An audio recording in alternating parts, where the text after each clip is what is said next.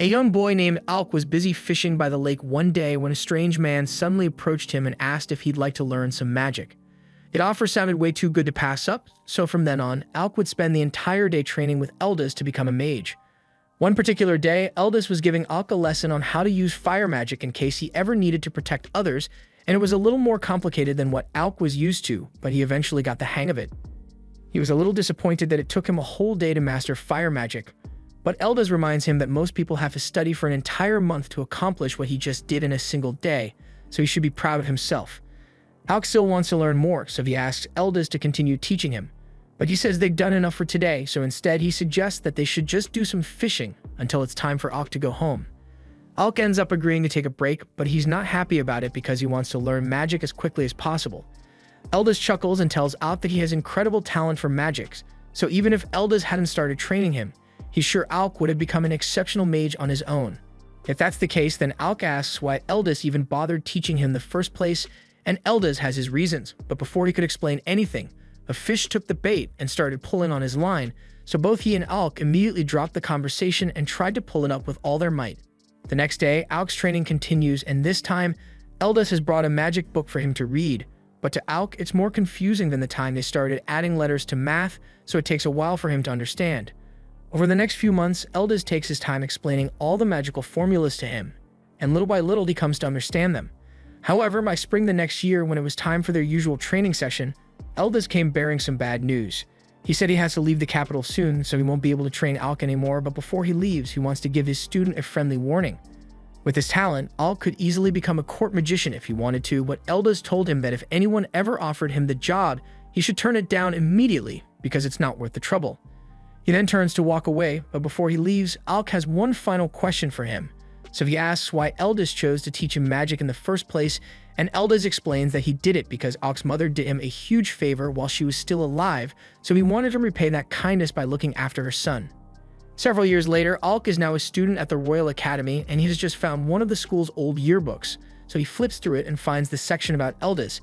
Just as expected, Eldis was the top graduating student at the time, and he became a court magician shortly after, but for some reason he ended up getting banished from the kingdom, which is probably why he was forced to leave Alk back then.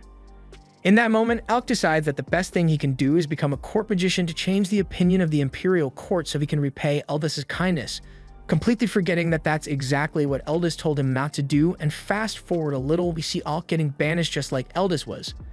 Alk had joined the hero party consisting of the crown prince, Regulus, a mage named Leni, and a knight named Ix, but while they were in the middle of a mission, Regulus tells him he's fired. Alk doesn't understand why Regulus would suddenly want to get rid of him like this, so he explains that as the crown prince, his job is to be on the front lines with his sword, Leni is meant to push enemies back with her magic, and X blocks enemy attacks for the party.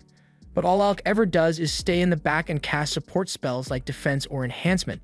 Alk tries to argue that there's an important reason he does that, but Regulus cuts him off and says someone who can only use support magic is too pathetic to be a member of the hero party. Keep in mind that Alk never even wanted to join this stupid party in the first place, but after he became a court magician, the prince ordered him to join, and he couldn't refuse a royal command. Leni and Eggs join in and start calling Alk useless, but the prince is the one who's really useless here. He literally made a rule that commoners like Alk aren't allowed to carry weapons, just because he doesn't want anyone else to steal his spotlight. Alk tries explaining to him that he thinks it's important for all party members to be armed and prepared in case of emergencies, but the prince hasn't had an intelligent thought for years at this point, so he will not tolerate a free thinker like Alk. He tells him that he isn't needed anymore, so he should just go home, and Alk is left questioning his life choices because he did not sign up to be insulted by an ungrateful man-child. Up to this point, Alk had put in an insane amount of effort to compensate for Regulus' stupidity, because he would have died a long time ago otherwise, but even after he was fired, he still wanted to help as much as possible. So he wrote out some monster attack patterns and strategies for Regulus to use next time he goes into the dungeon. However, while he was on his way to deliver the letter at the castle, he was suddenly stopped at the gates by the guards. They informed him that he had been stripped of his title as a court mage, so he no longer has permission to enter the castle. Just then, Leni shows up and she's just here to rub Alk's unfortunate situation in his face because she has always hated him. He was praised to no end when he graduated from the Magic Academy and set a new dungeon record, so she's been jealous of him since day one. After she's done mocking him, she turns around to leave, but Alk begs her to at least deliver this letter to the king for him. It was King Furcus who ordered him to join Regulus' party, so for Regulus' sake, it's important that the king reads this letter. However, Lainey couldn't care less about Alk's stupid letter, so she rips it to shreds right in front of him and orders the guards to kick him out. It has been 4 years since Alk graduated and became a court magician, and he tried his absolute best to fix the problems with the imperial court, but in the end, he couldn't change anything. Just then, Alk hears a familiar voice call out his name, so he turns around and finds Yorha, an old friend of his, standing there. She runs over for a hug once she realizes it really is him, and afterwards, they sit down by the canal to talk. Alk explains everything that happened to him since the last time he saw Yorha, and she yells that she can't stand the kingdom of Galdina because the nobles are always so focused on discriminating against the commoners. Alk agrees with her, but he tells her to quiet down because it'd be troublesome if someone were to overhear her rant. She tells him it's fine since no one else is around right now, and regarding Alk's current situation, she feels bad for everything he had to go through, but she's actually glad that he got kicked out of the prince's party, because that means there's nothing stopping him from joining a new party now. And on that note, Yorha asks Alk if he'd be willing to come clear dungeons with her party. Alk asks her if she's really okay with recruiting someone like him, but she knows better than anyone that Alk is a beast when it comes to magic, so there's no one else as qualified as he is. Hearing someone finally acknowledge his strength brings a tear to Alk's eye, so he gets up and tells Yorha that he'd love to join her party. The next morning, the two begin their journey to the city of Faisal, and Alk has flashbacks to what Eldest told him about avoiding the imperial court, and how things would have been so much easier for him if he had just listened to his advice, but it's not like he can change the way things played out now. Meanwhile, back in the capital, Regulus has just been informed that Alk left the capital and calls him a sorry excuse for a mage. He'd only ever forced Alk to join his party because everyone called him a magical prodigy, but he hated having a commoner on the team, so he's glad he got rid of him. Lainey adds that now they can get a replacement who is of pure noble blood, and without an incompetent fool like Alk slowing them down, Regulus will become famous for clearing a dungeon faster than anyone else. A few days later, Alk and Yorha arrive in the city of Faisal, and she begins telling him all about how wonderful this place is because it doesn't discriminate against commoners, and it's the perfect base for an adventuring party. Speaking of which, that reminds Yorha that they still need to get Alk registered as an adventurer, so she leads him to the guild so he can get started. Unfortunately, when they get inside, the receptionist tells Alk that he doesn't qualify. You need a special license to go past level 30 in a dungeon, and you need to be registered with the guild for at least 2 years to qualify for that license, so Alk won't be able to get it for a while. Yorha asks if they can make an exception for him, but the receptionist says she can't change the rules. Yorha can't believe this is happening, even though she sent her friend Keisha to come ask for special permission before they got here. But it turns out that Keisha was incredibly rude to the receptionist, so they won't be getting any favors from her anytime soon. Yorha is really disappointed since her party has already reached the 52nd floor of the dungeon, and they won't be able to make any new progress with Alk until he gets his license in 2 years. She realizes that there's no point in complaining about it now, so she says they should just focus on the places Alk is allowed to go in the meantime. He doesn't need the pass to go into areas above level 30, so there's still plenty of exploring for them to do as a group, and she wants him to enjoy his time here. Later that day, Alk and Yorha head into one of the dungeons and are currently facing a swarm of red hornets. Yorha casts enhancement magic on him so he can take down a few of the hornets, but that barely leaves a dent in their numbers. She doesn't understand why things got so difficult so quickly, since level 2 was never this hard to clear before, but Alk thinks something must have happened to the hornet nest, which is why all of them are in a frenzied state right now. Yorha puts up a defensive shield and charges into the swarm, but Alk warns her to stay back because it'd be much safer to maintain their position and take the hornets out one by one. Yorha yells that he needs to remember what he was like before he became a court magician.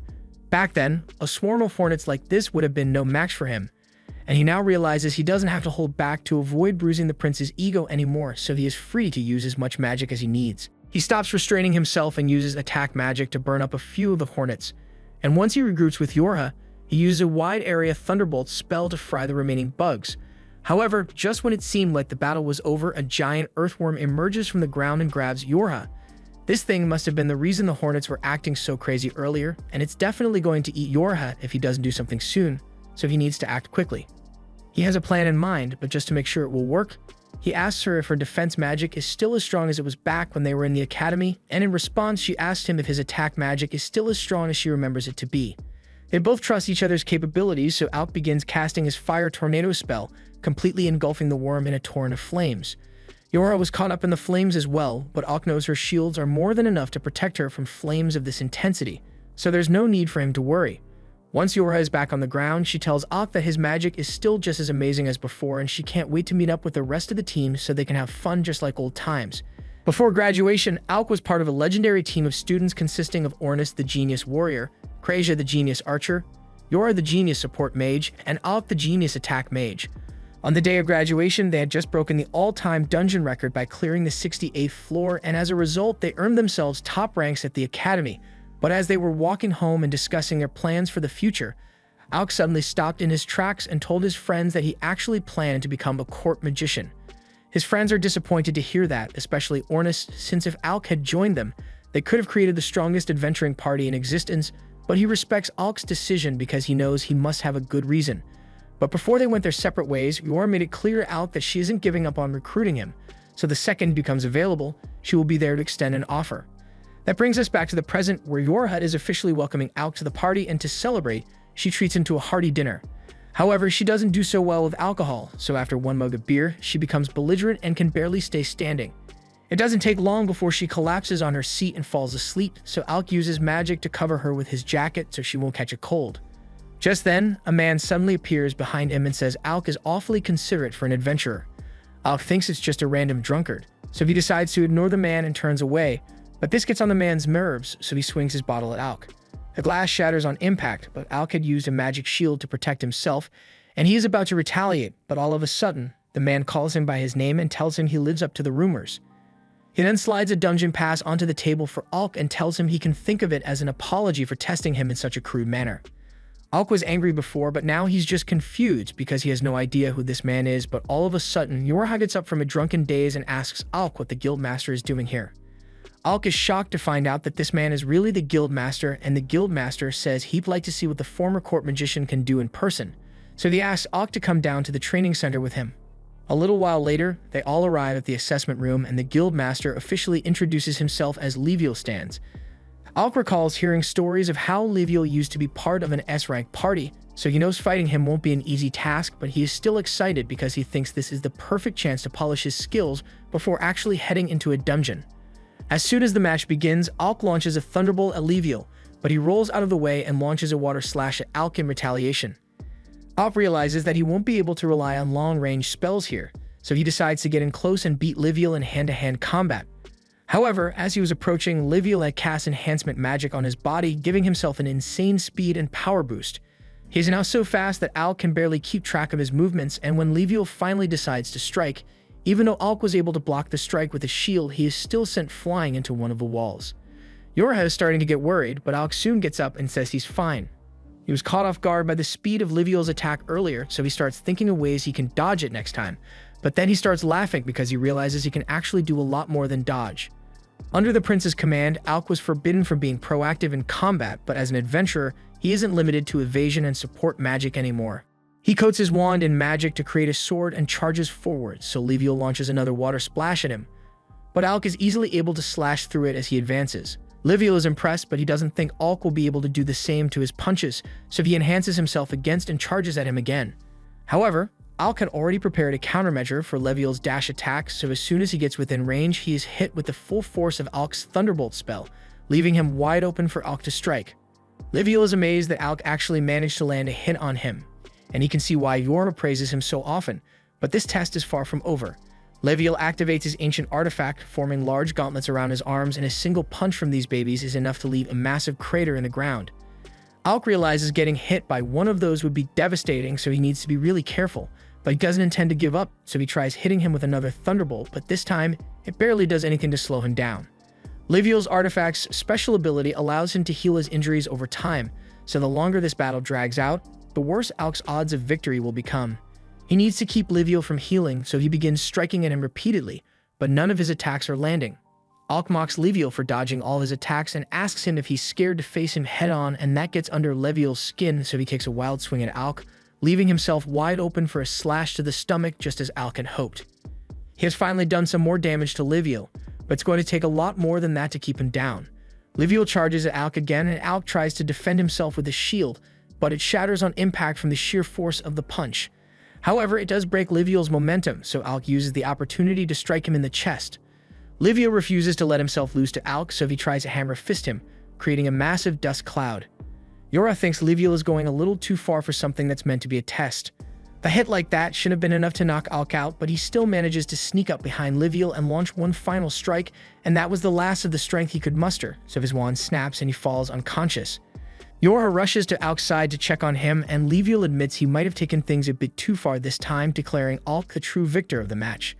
While Yora attends to Alk's injuries, Ornus shows up, having grown tired waiting for him, only to be shocked to discover that Alk had been dueling with Liviel. He tells Liviel that it was pretty lame of him to use his ultimate weapon in a friendly sparring match, but Liviel says he just got a little carried away. He is now sure without a doubt that Alk is qualified to enter the dungeon, so he can have the dungeon pass and whatever else he needs as long as he promises not to sue over this. Even though it didn't go as expected, Ornus congratulates Alk on passing this unfair test, but he's still out cold, so they take him back inside and set him down on a couch to rest. By now, they've all heard the story of the injustice Alk had to endure as a court mage, and it's honestly amazing that he managed to last there so long. The castle is full of elitist idiots who can't stand the sight of commoners, so Alk must have had to work incredibly hard to maintain his position.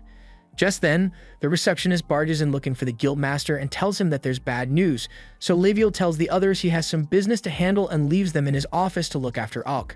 But he demands that they absolutely do not touch his alcohol collection. As soon as Liviel is gone, Ornus immediately heads over to his alcohol collection and grabs the most expensive-looking bottle just to piss Liviel off later. He then asks Yorha to fill him in on the exact details of Alk's time as a court mage, since he has only heard vague stories up till now. And oh boy, there's a lot to talk about. Alk was tasked with protecting the prince, but he was also forbidden from carrying a sword or using any magic that would make him look stronger than the prince. On top of that, he was also forced to carry their luggage and manage the party's items. And worst of all, after forcing Alk to use nothing but support magic, the prince called him useless for using only support magic. Ornus is a little confused by that last part because he thought Alk's specialty was attack magic, so Yorn explains that Alk went out of his way to learn support magic to appease the prince, even though he wasn't suited for it.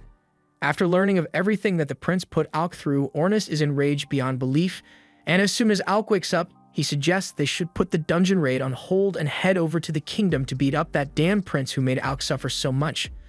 Alk tells Ornus to calm down because while he is upset about the way he was treated, he isn't angry enough to go maim the prince. However, Ornus is more than willing to do it on Alk's behalf if he wants. Alk puts his arm on Ornus' shoulder and tells him that he really doesn't have to worry about it, because as long as he gets to go on adventures with his friends, he doesn't care about anything else. Besides, he's sure karma's going to hit the prince hard now that no one's there to clean up his messes anymore. Hearing that gives Ornus a great idea, so he tells Alk they just need to become the world's greatest adventurers, and eventually, once news reaches the castle, the prince will definitely regret kicking Alk out. And when he starts begging for Alk to come back, he will have the opportunity to look him right in the eyes and reject him with as many insults as he feels like. Alk admits that he likes the sound of that, so he fist bumps Ornus, promising that they'll become the strongest party together. Meanwhile, in the other room, a member of an S-rank party is being bandaged up while she gives the guild master a breakdown of everything that happened on her mission. It was a complete failure, and the rest of her teammates are still stuck in the dungeon, so Krista asks Liviel to assemble a rescue team for them. Liviel calls an all-hands-on-deck meeting, but considering the short notice, the only people available right now are the ones who were already at the guild. He tells everyone that they will be forming a team to rescue the members of Krista's party, who are currently stuck on level 64 of the dungeon. All the adventurers exchange worried looks because they all know how dangerous that floor is, but while the meeting is going on, Alk is still sitting in the guild master's office by himself. Once Krejza arrives, she finds Alk all alone and asks him how he has been doing, but judging by all the injuries he currently has, he obviously isn't doing great. She asks him what he's doing here when they have a meeting to attend, but Alk says he didn't want to intrude since everyone at the meeting is an A-rank adventurer, and he still thinks of himself as an outsider compared to them. Krejza raises her hand and uses restoration magic to heal Alk, and after that, she tells him that he should know no one here would call him an outsider. While Alk was a court magician, he had subconsciously developed the trait of never standing out or speaking up because he risked offending the pretentious nobles. And even though he knows things are different here, it's not easy to break 4 years' worth of habits overnight. Krejza can tell that Alk is having a rough time, so she pats him on the head and says she's always here if he needs help, and that makes him feel a lot better. A few moments later, Ornus and Yora return, and Ornus tells Alk that they just got the perfect excuse to head into the dungeon. He explains the details to Alk and tells him that the place they'll be heading is called the Tank Killer. It was given that nickname because while inside, all forms of healing magic are completely useless, so you can only rely on potions for recovery. Alk is surprised that Krasia is okay with this mission since healing magic is one of her specialties, but she actually does hate the idea of going there.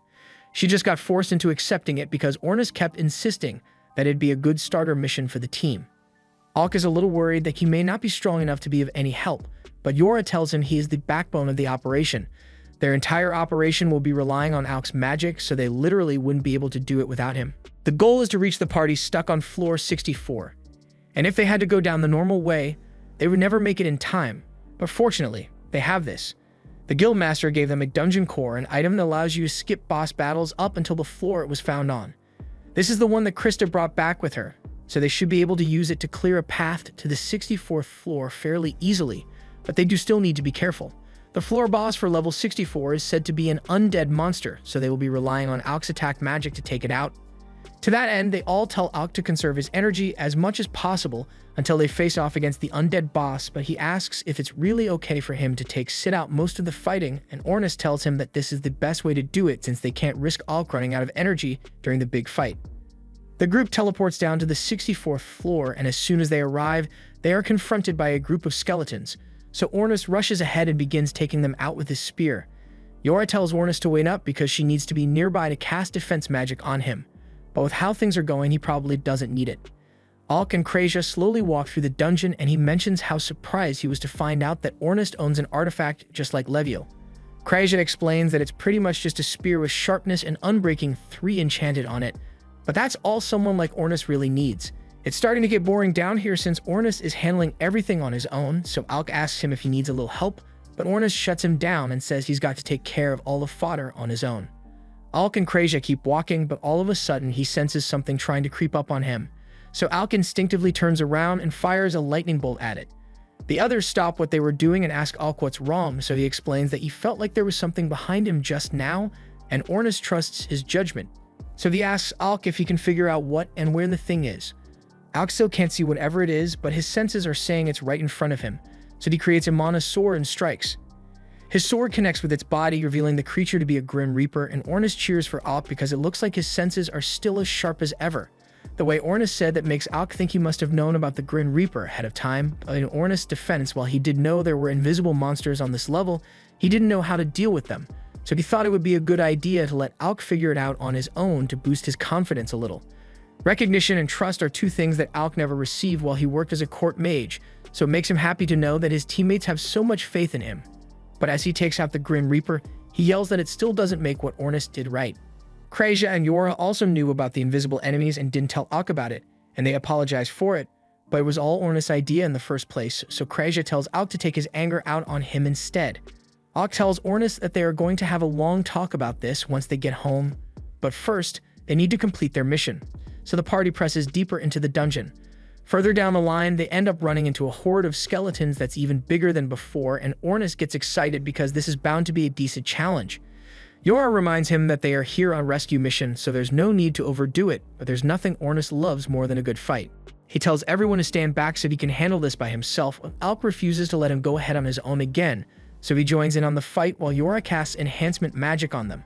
However, while they are both easily able to take out the skeletons they are facing, they forgot that Yora sucks at fighting and left her completely defenseless. Luckily, Krasia was there to save her, but Alk doesn't want to take another risk like that, so he tells everyone to get behind him so he can finish this. They'd all do as he says, and Alk begins casting a wide area Thunderbolt spell. Now that the coast is cleared, they can continue progressing through the dungeon, but before they move on, Ornis has a question for Alk. Sure, it has worked out well so far, but he is starting to wonder why Alk keeps spamming the lightning bolt spell so much. Back when they were in school together, Alk used to use all kinds of cool spells to fight, so he wants to know what brought on the change. Alk thinks back to all the times the prince recklessly charged into the dungeon without thinking, leaving Alk to clean up his messes, and at some point, Alk must have defaulted to using lightning bolt since it had the quickest activation time. Just then, they all hear a terrifying sound coming from deeper in the dungeon, and Yora is certain that it must be the floor boss. They need to get over there as soon as possible, so they all agree to let Ornis run ahead since he is the fastest among them all. Yora casts a speed boost on everyone here, and Ornis takes off running, so the rest follow from behind. No matter how many times Alk sees it, he's always impressed by just how fast Ornis really is, especially with Yora's magic boosting him. After a little while, they eventually catch up to Ornis, but to their surprise, he's just sitting on the edge of a cliff, watching something below. Alk looks down and sees a guy being chased by the floor boss, and he is begging Ornus to save him, but Ornus doesn't seem particularly interested in helping. Alk asks what's going on here, so Ornus explains that that guy is just really annoying. His name is Loki, and he is the support mage for the party that came here to rescue, but while most of the members of Rakroma are decent people, Loki has a shitty personality, so no one likes him. Loki yells at Ornus and tells him that if he dies here, he will make sure to haunt Ornus' dreams for the rest of his life, but Ornus seems like he'd be fine with that. All of a sudden, Loki trips and falls to the ground, so Alk says they should help since the monster is about to eat him. However, the others tell him that Loki isn't actually in any real danger since this is just how he usually fights. Just then, the monster steps on a magic circle embedded in the ground, and Loki gets a huge grin across his face. In the next moment, a pillar of fire shoots through the monster's abdomen, and Alk realizes that Loki must have set traps for the monster to fall into. The others confirm this, and as much as they don't like the guy, they can't deny the fact that he is a brilliant strategist on the battlefield. The monster continues stepping on more and more of Loki's traps, and Loki begins laughing at it for being so gullible, but he ends up running out of traps before the monster dies, so he is completely defenseless, and the monster is about to blast him to smithereens. However, just before Loki could be hit, Alk and the others finally step in to save his ass, so Ornus drags him to safety while the rest stall the monster. The monster tries striking at Alk, Yora creates a shield to protect him, and immediately after that, the monster turns and starts heading straight for Ornus and Loki. It is specifically after Loki since it wants revenge for all the traps Loki set up, and Ornus isn't going to be able to outrun it on this terrain, so he turns around and runs underneath the monster before chucking Loki over to Krasia, so she can handle him instead. Yora asks Krasia to take Loki to the high ground so he will be safe, and in the meantime, now that Ornus doesn't have his hands full anymore, he is free to fight at full strength. He asks Yora to give him all the support magic she can manage, so she goes all out and casts every enhancement spell she knows. Ornus charges straight for the monster, and after dodging its initial strike, he jumps into the air and stabs it just below the eye. Unfortunately, that didn't do enough damage to stun it, so Ornus gets knocked off and is sent crashing to the ground. Yora runs over to check on him, and just as the monster is about to stomp on Ornus, she puts up a shield to protect him. However, her shield won't be able to hold out much longer under this weight, so she asks Alk to hurry up with his spell. From the cliff top, Loki looks down at the battle, and before, he was too scared to notice, but now that he is paying attention, he's surprised to see that Alk is actually back. Loki has heard a ton of great rumors about him, so he is excited to see what the legendary genius can do, and just as he says this, Alk begins forming several magic circles simultaneously. Loki is amazed since casting 3 to 5 spells at once already puts you in genius territory, but Alk over here just created 20 without breaking a sweat. The monster realizes Alk is charging up a finishing move, so it charges at him in an attempt to stop it, but Ornus doesn't let that happen. And once Alk is done, he unleashes a relentless torrent of thunderbolt spells to weaken the monster before finishing it off with a concentrated blast. But unfortunately, the monster managed to jump out of the way in time to avoid the final blast, so Alk warns everyone to brace themselves for its counterattack. Ornus calls out to Krasia and asks her to provide cover fire, so she aims her bow at the monster and hits it with arrow rain to slow it down. This buys enough time for Yora to use binding magic to hold the monster in place, and Ornus takes advantage of the opportunity to launch his spear right through its head. The monster somehow managed to survive, so it tries launching one final attack at Alk, but that was the mistake it could have made because Alk has the perfect spell for a situation like this. His master taught him this spell years ago, and since then, Alk has been the only mage capable of pulling it off. Reflection magic. The monster's blast is redirected at full force, creating a massive explosion, and after it has been burnt to a crisp, Ornus jumps in to deliver the final blow, splitting the monster's head in two. Once the battle is over, Loki walks over to congratulate everyone on a job well done. He was especially impressed by Alk's performance, and he says he has heard a lot about Alk, the court magician's impressive feats, like how he once defeated a Hydra with a single spell. Alk is thankful for the praise, but he informs Loki that he isn't actually a court mage anymore. Loki is shocked to hear that since the people in charge of the royal court would have to be idiots to fire someone as talented as Alk. He is grateful that Alk and the others came to his rescue, but right now, the rest of his team are probably still busy fighting the tougher floor boss. Everyone is shocked to hear that there's a second floor boss, so Loki explains that there was more than one floor boss when his party got here. They couldn't handle both at the same time, so Loki's job was to get the attention of the one with the low IQ and lead it away so the rest of his team could handle the other boss. It was a knight in black armor, but since this floor is full of undead, it might just be a set of possessed armor. If that's the case, the physical attacks won't do much damage to it, so their best shot at taking it down will be Alk's magic. Loki hands Alk a cross artifact to use since he could tell that Alk knows how to handle himself in close combat since he often makes himself seem like both the biggest threat and the easiest target to eliminate to trick the enemy. Alk is surprised that Loki could determine all that just from watching him fight for a few minutes, but as a strategist, it's Loki's job to be perceptive. He tells Alk that the artifact in his hand is called Schwart, and he says Alk can have it for free on one condition. Kreja and Ornis don't like the sound of that since Loki wouldn't give out something so valuable without a major catch. Loki says it's nothing too serious, he just wants Alk to use zero magic when he goes up against the second boss. The others tell Loki it's crazy to expect a mage to fight without magic, but Loki tells them he has this all planned out. He explains that trickery and deception are his bread and butter, and since that Death Knight is probably expecting them to attack with magic, doing the opposite is sure to catch it off guard. Anyway, remember the prince who fired Alk.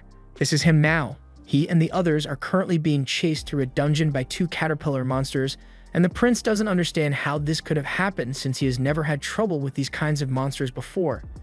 He orders Lainey to use magic to take them out immediately, and she tries to do so, but for some reason her magic isn't working right now.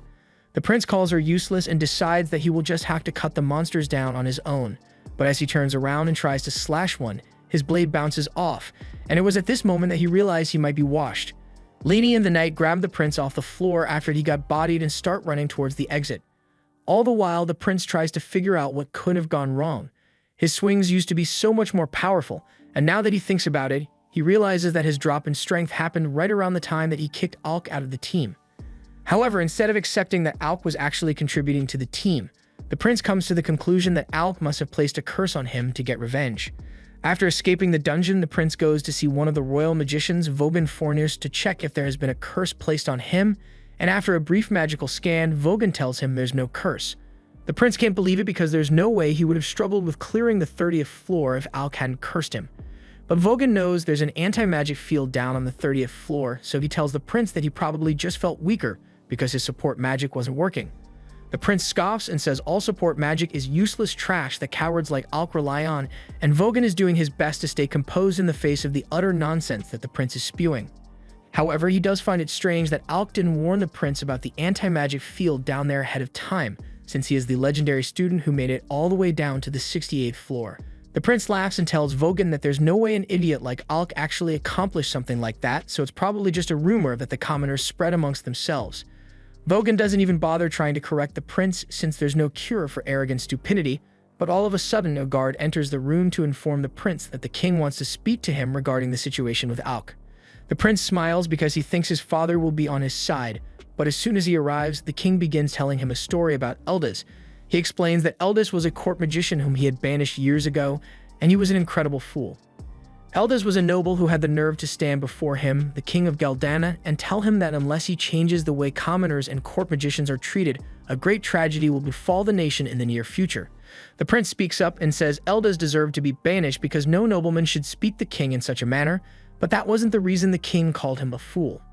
After Eldis was banished, he was stripped of his noble title and decided to attend the Magic Academy, silencing his critics with his exceptional skills and graduating valedictorian.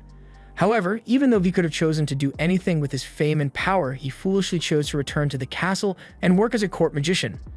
During his time as a court magician, he continued to tell the king that the commoners are not worthless, and he needed to change the way he treats them until he ended up disappearing a year later.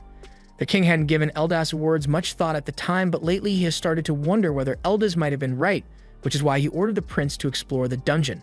He wanted to see if nobles are truly inherently better than commoners, but considering the prince's condition, it looks like he was wrong. He says it might be time to change their policy of discrimination against commoners, so from now on he plans to hire those with talent, regardless of their background. The prince is stunned and tells his father that it would be a disgrace to their family name if they accepted commoners as equals, and the king acknowledges that he was the one who raised the prince to believe that, but things need to change. The prince tries to argue that consorting with commoners like Alk will only lead to misfortune, and he uses his current condition as proof of that. But all of a sudden, a guard comes over and presents Regulus with what's left of the book Alk wrote. The king explains that before he left, Alk created a comprehensive guide on how to clear the 30th floor of the dungeon for Regulus, but it was torn up by Lainey before he ever got to see it.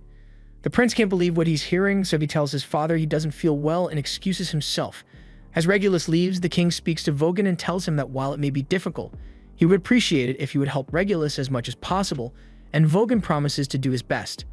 Meanwhile, Regulus is having a mental breakdown because if Alk really was knowledgeable and talented this entire time, then that means he was the problem all along and he can't accept that. Meanwhile, on Alk's end, he is currently asking Loki to explain why he doesn't want him to use magic against the boss. He understands that artifacts are powerful. The boss is meant to be immune to physical attacks, so he doesn't think he will be able to take it down with just the sword. However, Loki says he never expected Alk to defeat it with the sword. He just wants him to pretend to be a melee fighter so the boss won't expect him to use magic. The others understand the plan, but Krayja doesn't get why they need to go through the effort of tricking the monster, so Loki informs her that this boss is just as intelligent as they are. Alk finds that hard to believe, and Loki understands why he'd be skeptical, but all he is asking is for Alk to stick to using his sword at least until Loki gives the signal. He agrees to go along with Loki's plan, and on that note, Loki tells Krayja there's something he needs her help with. It would take too long to get to his friends on foot, so he wants to use teleportation magic, but he doesn't have enough mana to cast it on his own right now, so he needs Krayja's help. The others all freak out at the mention of teleportation magic, since it is meant to be a well-guarded national secret, and simply knowing about it could get them in trouble, but there's no other choice here, so they decide to just pin all the blame on Loki if something goes wrong. While Loki is drawing the circle and showing Krayja how the teleportation works, Alk talks to Yora and asks her if Loki is someone he can trust. Yora tells him that personally she doesn't like Loki's personality, but in a serious situation, you can absolutely rely on him to get the job done. For example, she informs Alk that 2 years ago, Loki coordinated a large-scale raid on a high-difficulty dungeon, and thanks to his planning, the mission succeeded without a single casualty. Since that's the case, Alk decides to put full faith in Loki's plan, and once the teleportation circle is ready, they all step inside. Yora is amazed because this is her first time seeing real teleportation magic in action, but he tells her this is just a simplified version that will send them to a location of his choosing. On that note, he warns everyone that he will be teleporting them right in front of the boss, so they should be ready to fight as soon as they land. Loki then activates the teleportation circle, and in an instant they all vanish from the spot and land right in front of the other members of Loki's party fighting against the Dark Knight. The two have been doing their best to hold it off until now, but they haven't been able to do much damage and they are running out of stamina, but fortunately, Ornis jumps in to give them a chance to retreat. He clashes with the Knight, and while the Knight was focusing on Ornis, Alk attempts to sneak up on it from behind for a sneak attack, but it reacts instantly and jumps into the air to evade the strike. It then charges at both of them, and in the meantime, Loki and Krayja come up to help get Raywell and Marbel to safety. The armor of the Knight is insanely tough, and from the looks of it, there's no one inside, but that makes no difference to Ornis. He runs forward to strike at the Knight, and the Knight attempts to jump over him, but Ornis had already planned for that, so he pins its cape to the ground, giving Alk the perfect opportunity to slice the Knight's head off. As the metal helmet crashes to the ground, Alk wonders if that was really enough to defeat the monster, but things are never that easy in situations like this. The Knight suddenly begins to move again with dozens of freaky tendrils popping out of its neck, and it's clear that this must be an undead headless horseman, and they must mean that the monster they killed earlier was its steed. Alk got lost in thought for a second there, and by the time he regained focus, he found the Dullahan in the air above him preparing to strike. He raises his sword to defend himself, but he is barely able to block its strike. It is much stronger and faster than it was before, so Alk realizes it must have been holding back earlier, and that means the fight is going to get harder from here on out. But thankfully, he doesn't have to deal with it alone. While Alk was facing off against the Knight, Yora was spamming buffs on Ornis, and once he's ready, he lunges forward and strikes the Knight at full force, giving Alk a chance to knock it back. Alk can't believe how durable that thing's armor is, and if this sword weren't an artifact, it would have long since shattered to pieces from the force of the Knight's blows. Not to mention the fact that since the Knight is undead, no matter how many times they hit it, it will always regenerate and get back up. Speaking of which, the Knight managed to pick its head back up and reattaches it to its body before letting out an ear-piercing scream that leaves everyone disoriented. It then targets Alk and kicks him as hard as it can, sending Alk flying backwards with intense speed, but fortunately, before he hit the wall, Yora managed to use a barrier to cushion the blow for him. She runs over to check if Alk is okay, and he tells her he's fine, he just wasn't expecting the Knight to be able to use martial arts so well. If Yora hadn't saved him with that barrier, then there's a good chance he might have died just now, so he asks Loki how much longer he needs to keep fighting with the sword. Loki is still in the middle of his preparations, so he tells Alk that he's going to need to hold out for 5 more minutes. That's easy to say, but Alk almost died to that thing just now, and he only has 3 potions left. Ornis is barely holding his ground right now, so he yells for Alk to get back in the game, and the two do their best to keep the Knight busy for the next few minutes. Eventually, Loki's 5 minutes of preparation are complete, so he activates a giant magic circle and begins laughing. Seeing this causes the knight to panic and charge straight for Loki, slashing him across the chest, but that's exactly what Loki wanted to happen. It is revealed that this was all just an illusion and the giant magic circle was just a trick to lure the knight into a trap. Just then, ice begins to form beneath the knight's feet as the real Loki watches from the tower top. Ornis then steps on a teleportation trap Loki and Krasia set up, and he is sent right behind the knight, allowing him to knock it forward right before Marbell jumps down from the arch with an overhead swing. The knight manages to dodge out of the way, but that was also part of the plan because Loki had set up another ice trap to debuff its speed. The knight realizes that Loki is the one behind all of the traps, so it climbs up the tower to take him out. Loki pulls out a magic blade to hold it off, but Reuel is worried because Loki isn't strong enough to handle the knight on his own. He did make preparations by asking Yoran to cast his sevenfold strength enhancement on him, but his body isn't used to this kind of strain, so he is barely able to hold on. While Loki is keeping the knight busy, Yora casts a binding spell to trap it in place, but the knight still manages to land a hit on Loki, knocking him off the archway and sending him crashing to the ground. However, Loki shows no concern because everything has gone exactly how he thought it would, so on his way down, he tells Alk that the stage has been set and it's time for him to finish the job. Alk begins casting a large array of magic circles all around the knight, and Loki is impressed because this is even more than what he used against the other boss. However, after all the fighting Alk has already done, his body is starting to give out under the stress required to maintain such complex magic. He does his best to stay strong and gets back to his feet so he can cast the Thunderbolt acceleration spell, but while it does do a lot of damage, the knight is still able to move and it is starting to break free from the binding magic Yora used on it. She does her best to keep it under control, but at this rate, the knight is going to escape any minute, so she tells Alk to hurry up and finish it already.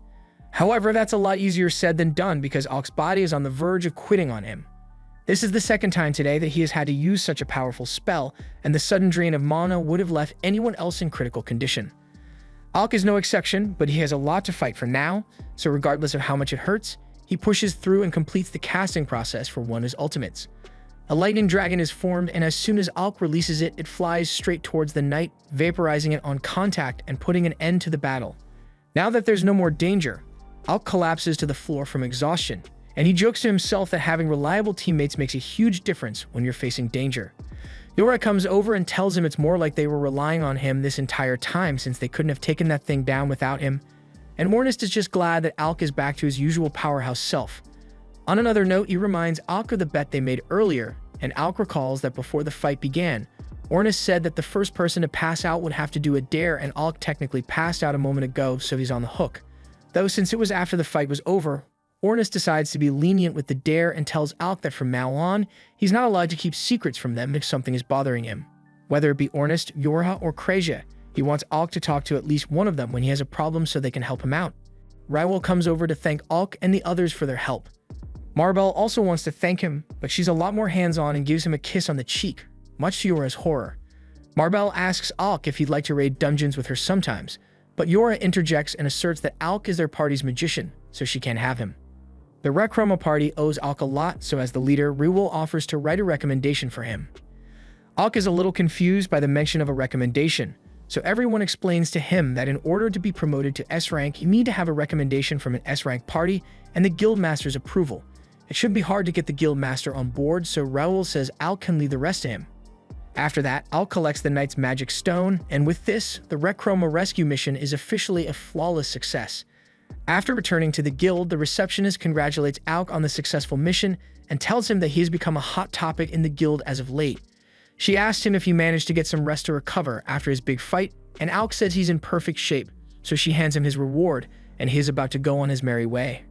However, Leviel stops him before he could leave and tells Alk that he has a visitor from the kingdom of Galdana. Alk is surprised to hear that since he no longer has any business with the kingdom, but he decides to go meet with this visitor and finds Vogan waiting for him. Of all the people Alk had to deal with at the castle, Vogan was actually a chill guy, so he bows and says it's nice to see him again. However, before any pleasantries, Vogan asks if Alk was trying to get Prince Regulus killed, not warning him that he's too weak to handle dungeons on his own. Alk calmly responds by asking Vogan if he thinks Regulus would have listened to a word he said even if he did warn him, and Vogan realizes that Alk has a point. Still, he hates the fact that he got stuck with this crappy job after Alk was fired because it's a complete waste of his valuable time.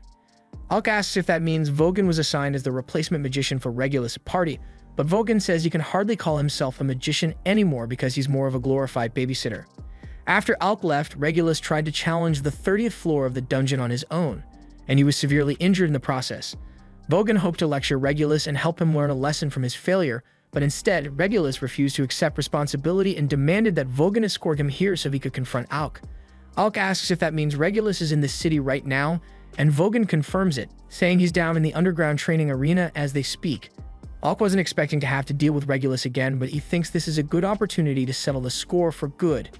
So even though he would be within his rights to ignore Regulus's existence altogether, he decides to head down there and confront him in person. As he and Vogan walk down the stairs, Vogan says that the only thing the prince is going for him is that he refuses to compromise on his pride. But that personally, he can't understand why the nobles insist on establishing themselves as superior to commoners, because it looks like a massive waste of time to him. Alk reminds Vogan that he is also noble, but he has never really cared about titles because all he wants is to live his life the way he chooses.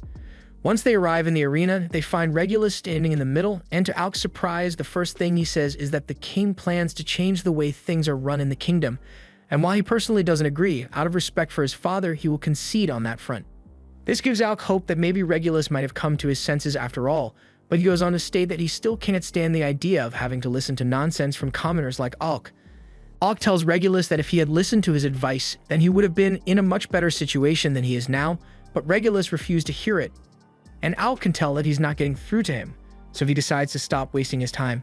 Regulus has lived all 15 years of his life being told that he is superior to commoners in every way, so he can't wrap his head around the idea that he might be the problem here. In a desperate attempt to prove that everything he has been told isn't a lie, he takes out his weapons and challenges Alk to a duel, and he wants Vogan to act as a witness to the battle.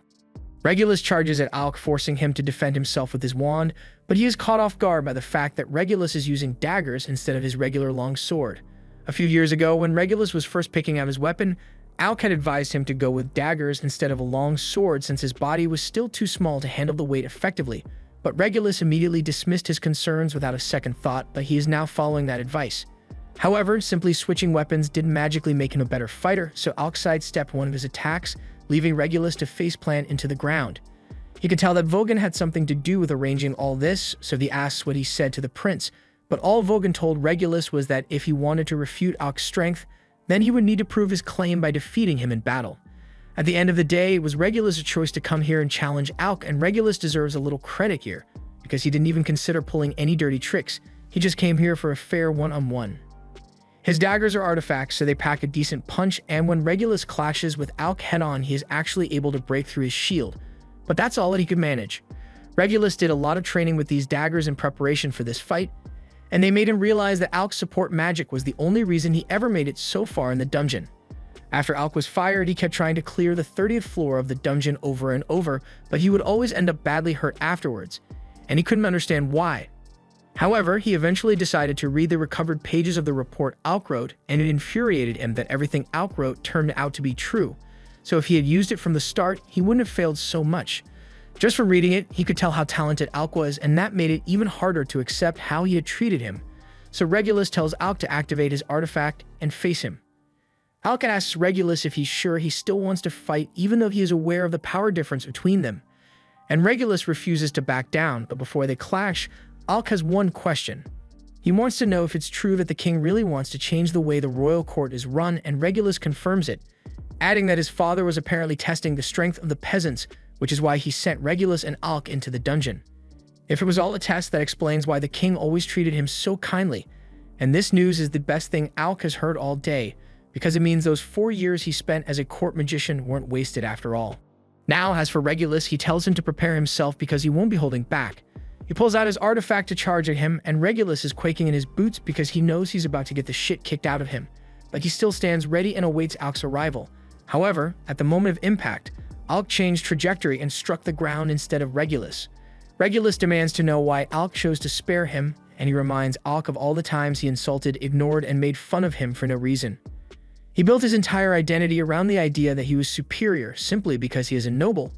But if that isn't true, then what is he supposed to do with himself now? He came here thinking that dying at Alk's hands would be a good way to at least preserve his honor, but even Alk is looking at him with nothing but pity, and he has no idea what he's supposed to do now. Alk usually doesn't like laughing at the misery of others, but he finds it funny how things turned out. He came here ready to fight Regulus, and he was sure Regulus would be yelling curses at him. but ended up asking for life advice instead, and the absurdity of the situation made Alk realize how silly this all is, so he isn't mad anymore. After realizing that Alk isn't angry at him, Regulus apologizes and says he is sorry for how he treated him before, and Alk is genuinely surprised since he didn't think Regulus had it in him to man up and accept his mistake. He understands that Regulus only acted that way because that's how he was raised, and while it doesn't make it right, since he's willing to change, Alk decides to look past it and extends a hand to Regulus. Regulus reaches out to grab Alk's hand, but then he pulls back at the last second because he's still a little embarrassed about this whole thing and he wants to maintain some of his pride. He goes on to pull out the court magician cloak that belonged to Alk and apologizes for taking it from him that day. He says Alk can have it back if he wants, and he also has a letter from the king stating that there's an open seat waiting for him at the royal court should he ever decide to return.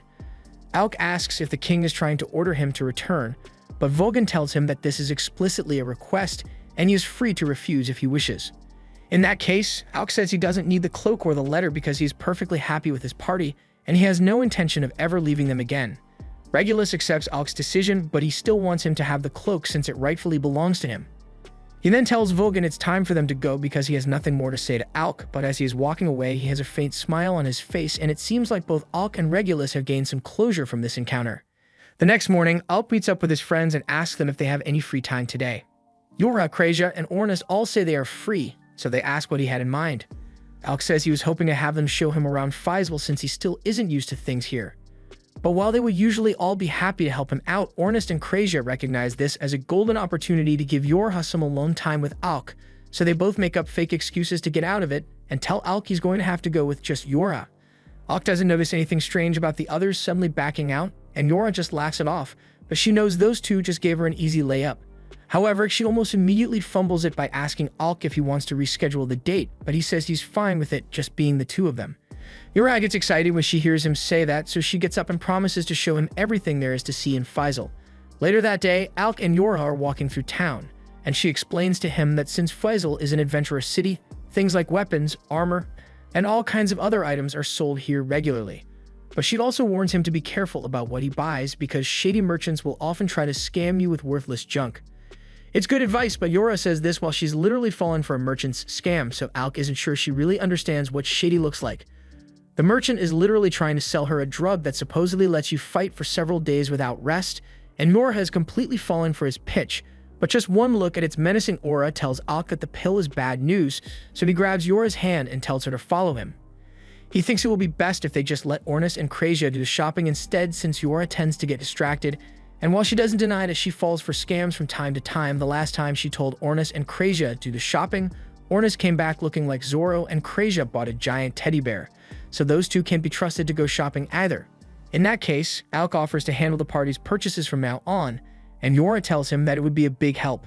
After walking a little further, Alk spots a coffee shop, so he suggests that he and Jora should take a break, and they both head inside to have some tea. While they are sitting down, Alk recalls how Ornis and Krejia really seemed to hate Loki, so he asks Jora what that was all about. Jora tells him it's a long story and explains that 2 years ago they ran into an A-rank party that was having trouble in a certain dungeon, so they stopped to help. Soon after, Loki and Ruel also showed up to help, so they all ended up working together to defeat the floor boss. However, during the fight, Ornis got hurt protecting one of the A-rank adventurers by taking a bolt of acid spit to the back. After the fight was over, Ornis tried to pretend that he was okay, but his legs gave out on the way home, so Loki and Ruel carried him back. So far, Loki had treated Ornis pretty well, but while Ornis was passed out, his spear kept hitting Loki in the head, so Loki eventually snapped and tossed it into the forest, never to be seen again. Jora doesn't think Loki did it to be mean or anything. In fact, he probably didn't think it would be a big deal since the spear was in terrible shape already, but Ornis really loved that spear, so when he woke up and found out Loki had thrown it away, he was really pissed. Even then, Ornis probably would have forgiven Loki if he had just apologized since it was an honest mistake, but Loki genuinely couldn't understand why Ornis would care so much about a busted-up spear. From then on, Ornis and Loki have been at odds with one another, and Jora honestly thinks it's silly that their feud started over a simple spear. Alk agrees with her, but that still doesn't explain the reason Krejia doesn't like Loki, so Jora explains that Krejia doesn't actually have a reason for disliking Loki, she just doesn't like his vibe. A little while later, Alk and Jora start walking through town again, and it reminds Alk of all the time they used to spend shopping together back in Galdana. They would pool their money together to buy potions, and at one point, Krejia tried to make her own, but her experiments always ended up failing. As they continue walking, Yora suddenly spots an elven ribbon on display in one of the stalls and she can't believe her eyes. These are incredibly rare items that raise the user's magic power, and she's been looking for one for ages, but it costs 50,000 gil to buy and she doesn't have that kind of money right now. She's really disappointed since if she doesn't buy it now, someone else will probably get it by the end of the day, but since it seems really important to her, Alk decides to buy it. Yora asks if he's sure he wants to spend that much money on her, but Alk says it's for the good of the party since Yora's magic is a large cornerstone of their coordination. Besides, he's loaded from all the money he saved while working as a court magician, so if he wanted to get her something nice. Yora smiles and tells Alk she will treasure his gift with all her heart, and Alk is glad to hear it. The two then spend the rest of the day having fun together all around the city, and they end things off by watching the sunset from the clock tower. Yora asks Alk what he thinks of Faisal, and he says he loves how free and alive everyone here is because it makes him feel like a real adventurer. After hearing that, Yora asks Alk if being part of her party is really something he wants to do. She invited him to join right after he was banished from the royal capital, so she feels like she took advantage of the fact that Alk had nowhere else to go to convince him to join. She tells Alk that if he wants to leave, she won't stop him, but he cuts her off and says that he did have a few things he wanted to do in Galdana before leaving, but that doesn't matter to him anymore. Right now, his goal is to become the strongest party in the world just like Ornis suggested, and he wouldn't be able to do that without Yorha and the others by his side, so he has no intention of leaving the party. Yora is glad to hear him say that, and it's a pleasant change from his normal behavior since Alk is usually the kind of person to keep things to himself. Alk says he just wanted to let her know how he truly feels, and there's actually one more thing he needs to tell her. Yora begins blushing because she thinks Alk is going to confess to her, but as she is leaning in for what she expects to be a kiss, he laughs and says the reason he is being so open about what he's thinking is because he lost a bet with Ornis, so he isn't allowed to keep secrets anymore. Yora realizes that Alk is still completely oblivious to the fact that she likes him, and it makes her feel embarrassed since she was really hoping he would make a move, so she turns away in frustration and Alk has no idea what's bothering her so much. The next morning, Ornis goes to wake Alk up and finds him passed out in bed with a bunch of books next to him. He tries waking him up normally by calling his name, but when that doesn't work, he simply pulls the sheets away and yells at him to wake up. He tells Alk that an adventurer always gets up at the crack of dawn to be ready for the day, and Alk understands that, but he has no idea how Ornis can have so much energy this early in the morning. After Alk is done getting dressed, he and Ornis head out into the backyard to start training, and they are going at it pretty hard, so Yora tells them to tone it down a little before one of them gets hurt. However, Alk and Ornis completely ignore her and start fighting even harder, both eager to outdo the other. The battle eventually ends with Alk's sword shattering against Ornis, but even though Ornis won, he calls Alk a monster for being able to keep up with him so well despite being a mage. Anyway, he thinks it's time they take things up a notch, so he tells Alk to pull out his artifact so they can continue fighting, but Yorha gets in the way and tells them to stop because if they go any further, someone is really going to get hurt. Just then, Loki happens to show up, and since everyone is training as an S-rank adventurer, he smugly offers to give them some coaching. However, the group isn't interested whatsoever, so they all start walking away to get on with their business. But then Loki pulls out an S-rank ID card and asks them if they really want to treat him this way when he recommended their party for an S-rank promotion. As soon as he says that, Yora turns around and starts begging to see the card since she is really excited for the promotion, but Loki says he won't hand it over unless Ornis apologizes for all the times he treated him like a jerk. Ornis refuses to say it, but all of a sudden, Krista and Rewell show up and tell Loki to stop causing problems for Yora's party. They explain that they already gave a recommendation for lasting period to be promoted to S-rank, and the Guildmaster approved it, so they are just here to drop off their new S-rank ID cards. Everyone is really happy about the promotion, but then Krista walks up to Alk and tells him that she doesn't think this is enough to repay everything he has done for her party, so she tells him that if he is ever in trouble, he shouldn't hesitate to call her for help. Alk appreciates the offer, so he says he will keep it in mind, and in celebration of the fact that lasting period is now S-rank, Loki suggests they should all head out to grab some lunch, so they all head over to the tavern and have a hearty meal, at Loki's expense of course. Alk is still having a hard time believing that he is really part of an S-rank party, but Ornis sees the expression on his face and tells him he had better not be thinking he doesn't belong here. He tells him that this is just the start of their legend, so if he lets himself get hung up on dumb insecurities, Ornis is going to beat the crap out of him. Alk says he understands, so Yora proposes a toast in celebration of their promotion to S-rank, and they order a barrel of the tavern's most expensive alcohol, much to the chagrin of Loki's wallet. Late into the night, everyone has had their fill, so they get ready to head home, but Yorha has passed out since she overdid it with the alcohol. Krejia says Yora was just in a really good mood, partially because of the party's S-rank promotion, but also because Alk rejected the king's invitation to return to Galdama so he could stay here with them. Just then, Misha comes running over looking for Krejia, and she explains that the guild needs an extra healer, so they could really use her help right now. Krejia agrees to help and heads over to the guild infirmary to start healing people, and she is surprised by how many injured people there are here, so she asks Masha if there was a failed dungeon raid recently. However, Masha tells her that these injuries weren't caused by monsters, they were caused by people. Krejia is shocked since this is the first she's hearing of this, but apparently a group of criminals has been attacking adventurers lately, and they call themselves the Shadow Guild. Just then, the guildmaster comes over to call Krejia for help since he has another injured adventurer on his hands. The girl is in really bad shape, but the infirmary was full, so Liviel had to bring her up to his room. Her name is Olivia, and she was all alone when she was attacked by the Shadow Guild, so her condition is critical, but as long as Krejia is here to treat her, Liviel is sure she will be okay. Krejia begins inspecting all of Olivia's wounds, but just as she's about to begin healing her, Olivia wakes up and grabs Krejia's hand. She demands to know where she is, so Krejia explains that she was brought to the guild for treatment after being attacked by the Shadow Guild. Krejia then asks if Olivia remembers any useful information about the Shadow Guild, and just then, Olivia begins raging because she remembers how she was betrayed.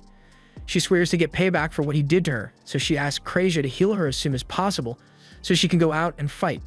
But Krejia flatly refuses because if Olivia goes out and starts fighting right after being healed, it will just make her condition worse. She gets annoyed and starts trying to convince Krejia to heal her by using force, but just like Krejia warned, moving around so much in her current condition makes her pass out, so Krejia begins the healing process again.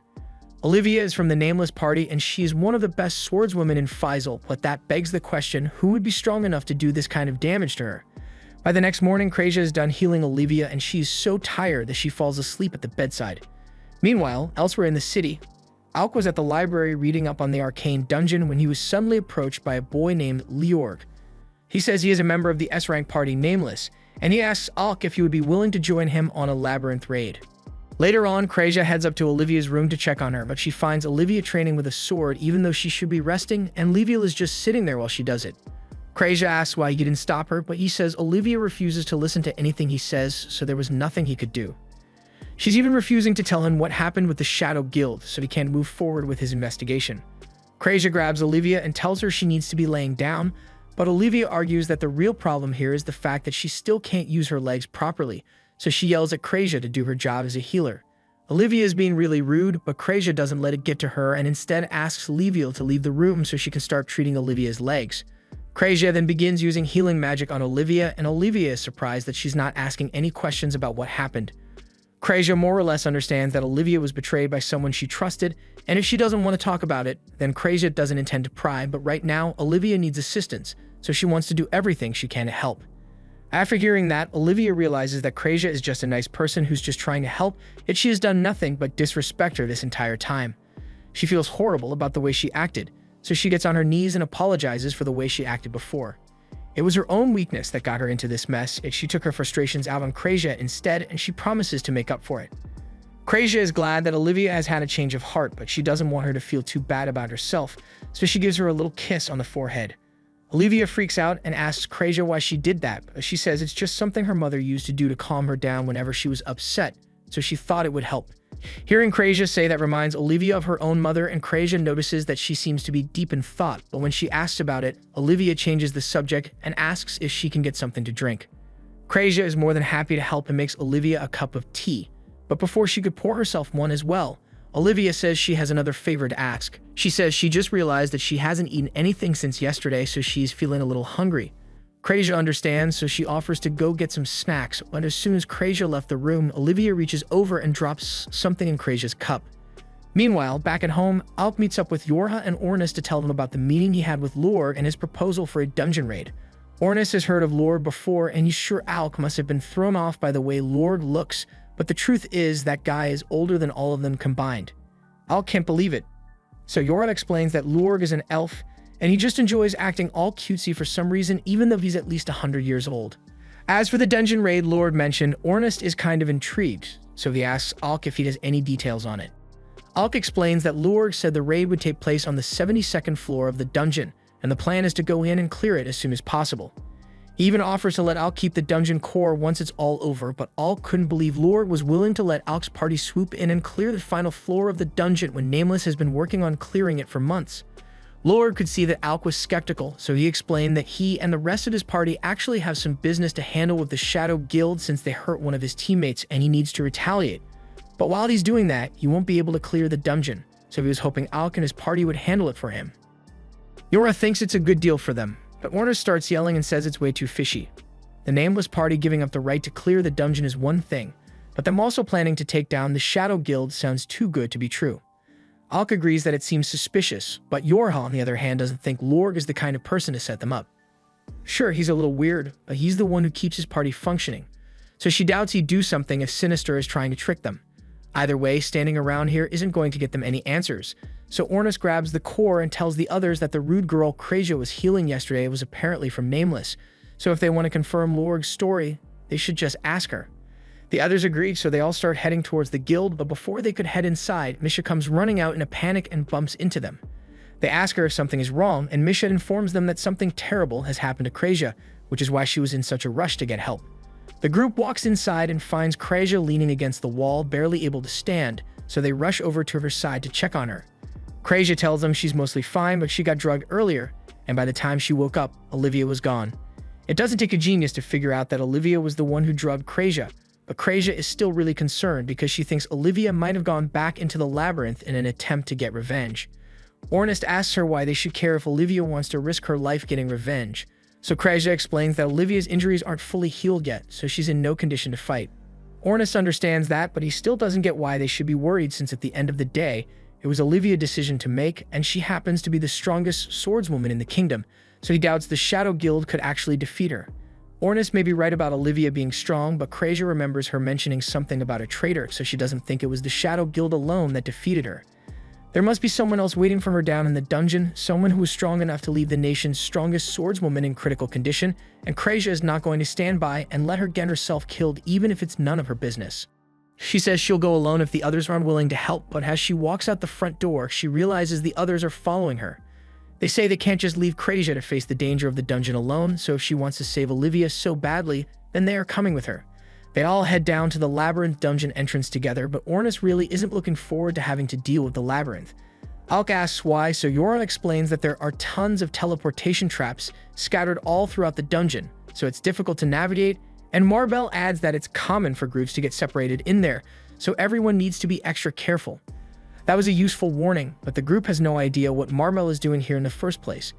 She tells them she heard that Olivia ran away from the guild and was heading back into the dungeon, so she came here hoping to catch Olivia before she got inside, but she was too late, which is why she wants to tag along with their party.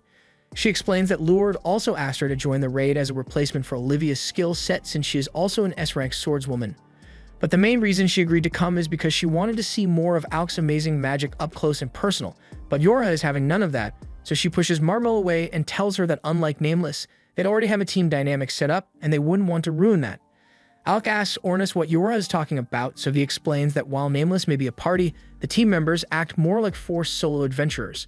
Lord managed to convince them all to come together, but for the most part, they prefer adventuring alone, and when they aren't dungeon diving, they couldn't care less about each other. Olivia, for instance, absolutely hates having other people involved in her business, which is why she refuses to accept help from anyone, and she can come off as rude at times, but Marbell knows she's a good person deep down. Marbell always used to hang around Olivia whenever she was training, and at first Olivia tried to get rid of her by saying she prefers to be alone and explaining that the only reason she joined Nameless was because she needed a party in order to clear dungeons, but hearing that only made Marbell more determined, and since Olivia didn't have any attachment to her current team, Marbell asked her if she'd like to raid a dungeon together, and Olivia agreed. So from then on, they became good friends. Marbell won't force them to take her along if it'll be an inconvenience, but she is really worried about Olivia, so she asks them to do everything they can to save her. Before the group heads in, Ornus throws a wristband over to Alk and tells him to put it on because it's their secret weapon for the dungeon. Alk has no idea what the band does, but he takes Ornus' word for it, and they all head inside together. But before they go too deep, Krazia intends to set up a teleportation circle of her own, so if anyone accidentally falls into a teleportation trap, they can easily teleport back to this spot. Ornus is impressed that Krazia actually thought things through so well, so he starts patting her on the head, but Krazia doesn't like being treated like a child, especially not by Ornus, so she stops what she's doing and dropkicks him with so much force that he is sent flying. Unfortunately, he happens to fly right into a teleportation trap, and when Alk goes to try and save Ornis, he also steps on a teleportation trap, so both he and Ornis are sent to a random location in the dungeon, and it's kind of Krasia's fault. On Alk's end, he has no idea where he is, but there are dozens of monsters around him, so he's going to have to fight his way out of this alone. As the monsters charge at him, he casts Thunderbolt over and over to take them out before they get too close. However, one manages to sneak up behind him, but before it could attack, it gets mowed down by one of Krasia's arrows. Alk is relieved to see Krasia again, but he wonders how she managed to find him so quickly, so she explains that it's because of the wristband he's wearing. It's called a Mobius ring, and when two people are wearing a matching pair, it prevents them from being separated from one another. That means no matter how many times Alk gets teleported, the ring will automatically send Krasia to the same location as him, so there's no risk of getting separated. Yorha and Ornis have the other pair, so they should be able to handle themselves wherever they are. However, over on Ornis and Yorha's end, they don't seem to be doing so well since they are being chased by dozens of monsters. Ornis may be able to handle this on his own, but Yorha has no fighting capability, so she creates an earth pillar to prevent the monsters from getting to her, and Ornis jumps down to deal with the monsters. She also gives him a light stamina and speed buff so he doesn't exhaust himself too much from the fight, and with the boost, Ornis is able to dart right past all the weaker monsters and slice the head off the big one instantly. All the smaller monsters get scared and run away after seeing him do that, and Ornis is a little disappointed since he was hoping to use them to warm up. Yorha comes down and tells Ornis he did an amazing job handling those monsters and he is loving all the praise, but as they are walking, they end up coming across the remains of the floor boss. Yorha can't believe what she's looking at because it looks like someone defeated the boss with a single sword strike, and she can't think of anyone strong enough to pull that off, but Ornis knows there's only one person capable of something like this, and it's Melidial, the Blade Master. Meanwhile, elsewhere in the dungeon, the leader of the Shadow Guild is telling Meli how impressive he is because not only was he able to defeat the floor boss instantly, he also mopped the floor with that S-rank swordswoman Olivia of Nameless. Meli says the only reason he was able to beat Olivia so easily is because he knows her, and he knows how she fights. The Shadow Guild leader says that explains why she was so shocked when she saw him, but if Meli really does know an S-rank swordswoman from the guild, then it makes no sense for him to be working with the Shadow Guild since he could have worked with Olivia instead, but Meli simply says his objective happen to align with those of the Shadow Guild right now, but his wish is different from theirs. He doesn't know what the Shadow Guild hopes to achieve, but he wants to grow as strong as possible. And to do that, he needs as much experience as he can get. Just then, a group of the Shadow Guild members shows up, and they tell their leaders that they spotted some intruders on the 72nd floor, so he orders his men to go kill them immediately. At the same time, Alk and Krasia happen to find Olivia curled up on a corner with new wounds, and when she sees Krasia, she casually asks her to heal her wounds so she can continue moving, but Krasia flatly refuses because she knows the second she does that, Olivia is just going to run off again. Olivia is annoyed that Krasia won't heal her, but she doesn't intend to let that stop her, so she gets back on her feet to continue moving despite her injuries. However, Alk and Krasia block her path, and Krasia says she won't let her leave until she tells them why she's doing all this. She asks if it has something to do with the Shadow Guild, but Olivia scoffs and says there's no way she would ever lose to the likes of the Shadow Guild.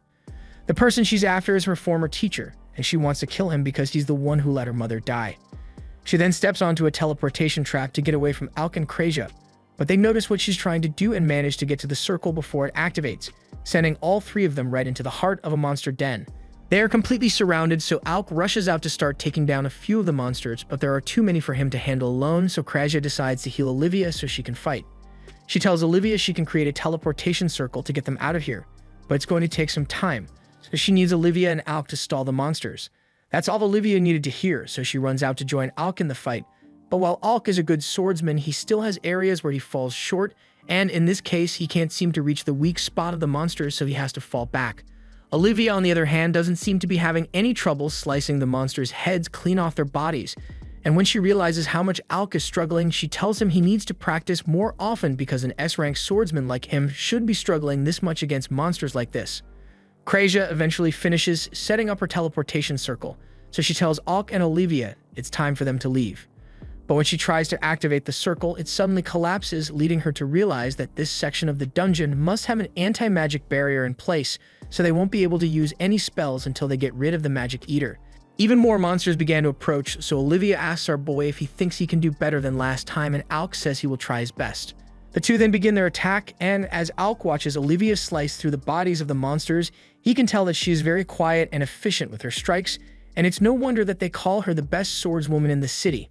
He doesn't want to have her underestimate his sword skills, so he kicks things up a notch and slices one of the monsters in half, and his display of power somewhat impressed Olivia, so she tells him he's not bad, but he still has a long way to go if he plans to master his blade. She tells him he needs to stop relying so much on overpowering his enemies and try to outpace them instead, and Alk really appreciates the advice, but it doesn't change the fact that they are still surrounded because no matter how many monsters they take down, more keep popping up.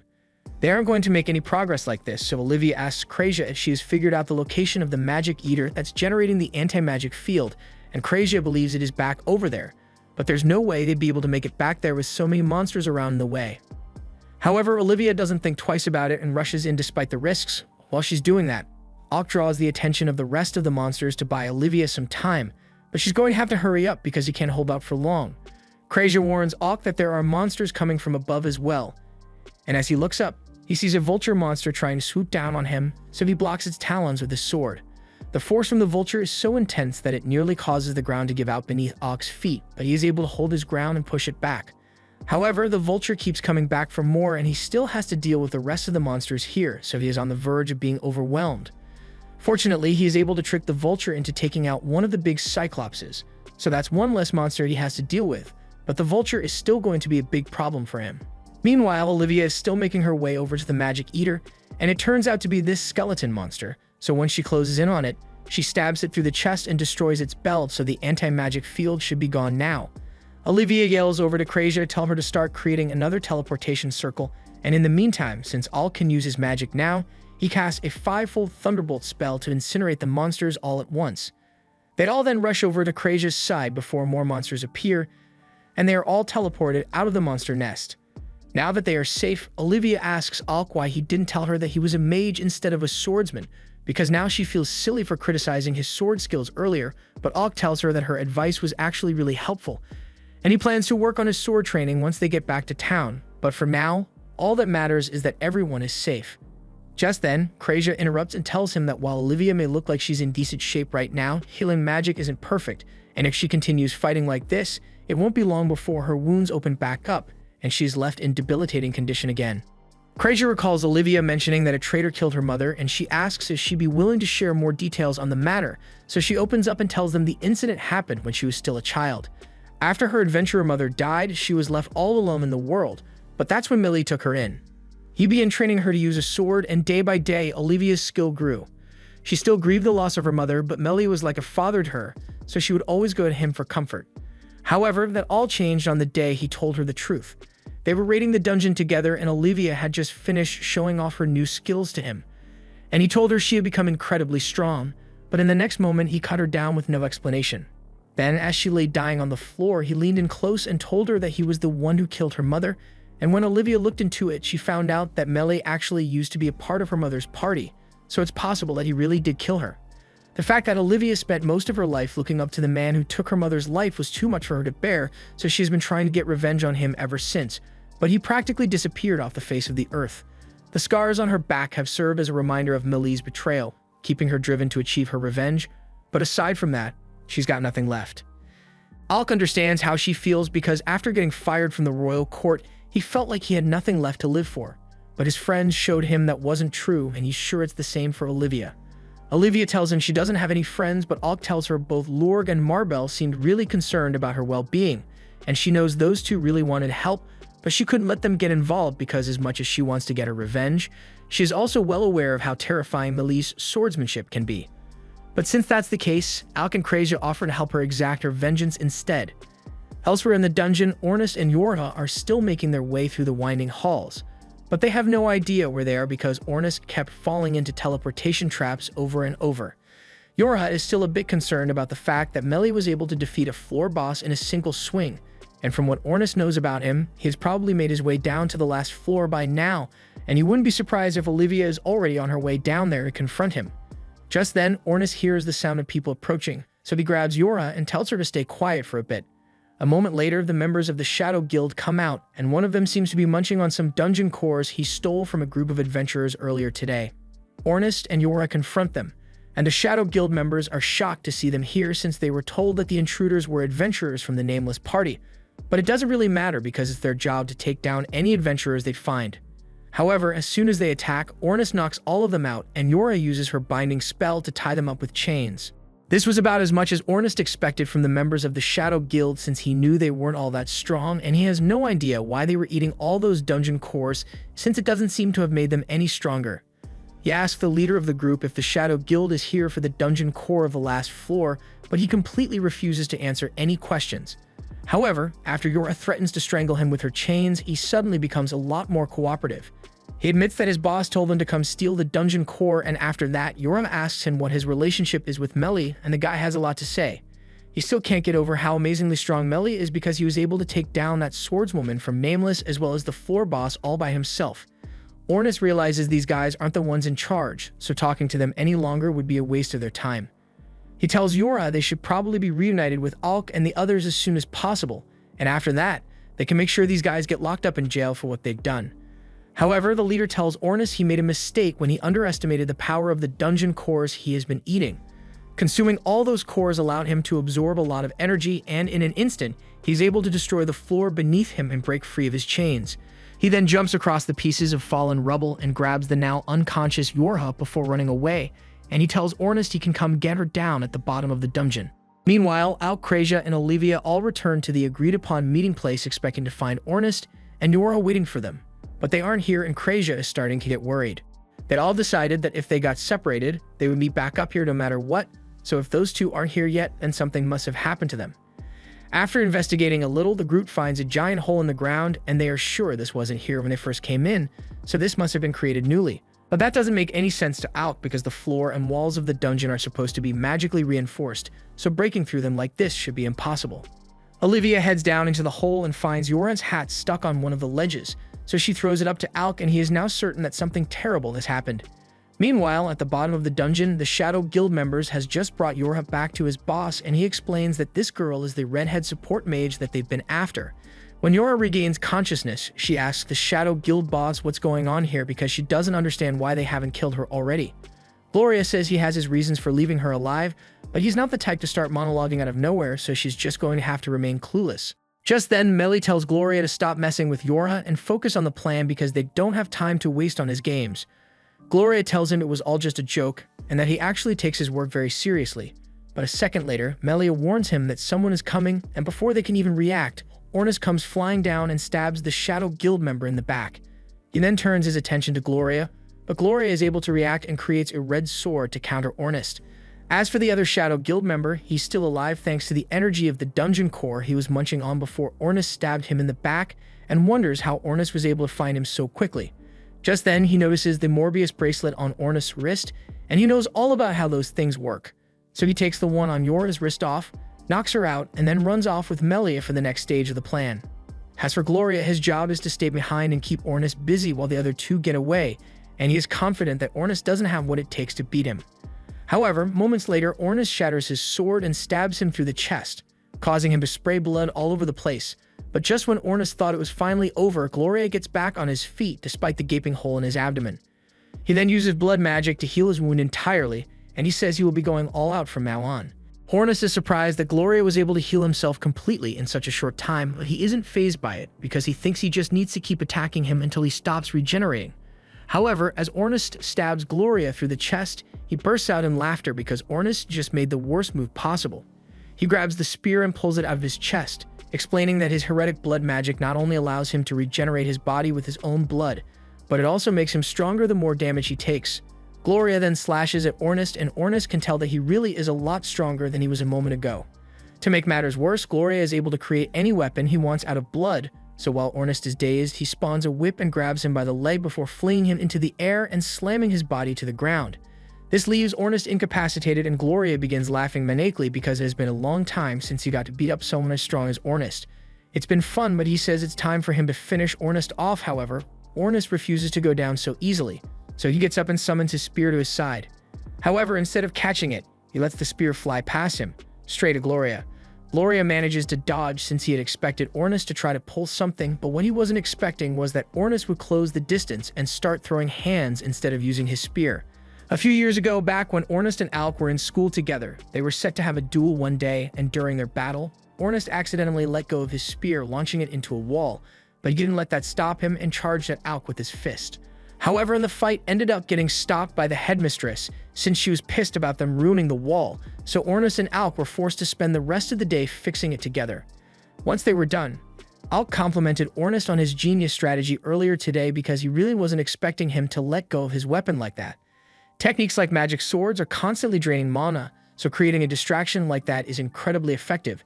It was totally an accident on Ornest's end, but he didn't want to admit it, so he just pretended he did it on purpose back then. But right now, he really is doing it on purpose. He can't use offensive spells like Alk, support magic like Yorha, or healing spells like Krejia. But when it comes to close quarters combat, there's almost no one who does it better than him. And even if Gloria gets stronger the more he bleeds, then he will just have to keep outdoing him until he runs out of magic to regenerate with. However, as Gloria is lying on the floor, he starts laughing again because he can't believe Ornest is naive enough to believe that he can overcome magic with physical strength. And to prove his superiority, he plans to show Ornest the true extent of magic by summoning a being known as Ansuz. Meanwhile, back at the guild, Leviel is having a meeting with Leorg to discuss a few things, but Leorg is too busy scarfing down all the suites available to pay attention. Leviel asks him if it's true that he chose Alk to become his raid partner, and Leorg confirms it. He also adds that there shouldn't be any guild regulation issues with that since Alk's party was recently promoted to S rank. He had heard the rumors of the five-colored magician coming to Faisal, and he really wanted to meet him in person since it's almost unheard of for a mage to be able to use all the different types of magic, though he can't guarantee that the rumors about Alk are true. Leviel agrees with Leorg on that since he's the kind of man who can't fully believe something until he has seen it with his own eyes, and he finds it hard to believe that Alk and his party really set the dungeon record all those years ago in Galdana, but he does know that Yorha and the others aren't the kind of people to lie about accomplishments, so the rumors are probably true. Just then, Marmel shows up looking for the guildmaster, and she has terrible news. She informs him that Olivia ran away and made her way into the dungeon in an attempt to get revenge, and Leviel is really concerned about that, but Marble tells him there's no need to worry because Alk and the others already went in after her. Leorg is relieved to hear that, but the guildmaster is still just as concerned as before because now he's got to worry about Alk and his party on top of Olivia. He had been planning to wait for the right moment to ambush the Shadow Guild so he could wipe them out once and for all, but that plan is ruined now. He finishes and heads out to get started on some damage control measures, but before that, he has a question for Marble. Based on what he has personally seen, it looks like Alk is only capable of using fire and lightning magic, but he wants to know what Marble's opinion on the matter is. She says that as far as Alk's offensive magic goes, she thinks he's been limiting himself to those two elements for some reason, and Leorg wonders if that means the rumors about him being able to use all five were wrong, but Leviel gets the feeling that Alk is just hiding his true capabilities. Anyway, that's a matter for another day, so for now he plans to meet up with Alk and the others in the dungeon because if his hunch is right, then it should currently be full of all kinds of monsters. Meanwhile, down in the dungeon, Ornest is staring down the barrel of a death beam and there is nothing he can do to avoid it. But at the last second, Alk shows up and reflects the spell back at Gloria. Alk asks Ornest if he is alright, and Ornest has never been happier to see him because he really thought he was a goner just now. Krejia and Olivia soon catch up, and they ask if Alk managed to defeat Gloria already, but unfortunately, through the smoke, they see Gloria still standing and in one piece. Olivia recognizes his blood magic, and she knows it is troublesome to deal with, so she offers to help Ornest defeat him, but Ornest says they have bigger problems to deal with right now. He tells them that a little while ago, Yorha was kidnapped by one of the Shadow Guild's flunkies and Melly, and he doesn't know what they want with her, but they called her by name, and he heard the Shadow Guild members say that they have been looking for her for a while. Right now, they are taking Yorha to the dungeon core, and he isn't sure what they intend to do there, but it can't be good. Krejia begins healing some of Ornest's injuries and asks Alk to stay here with him to fight Gloria while she and Olivia go after Yorha, but Gloria refuses to let that happen, so he launches another volley of death rays.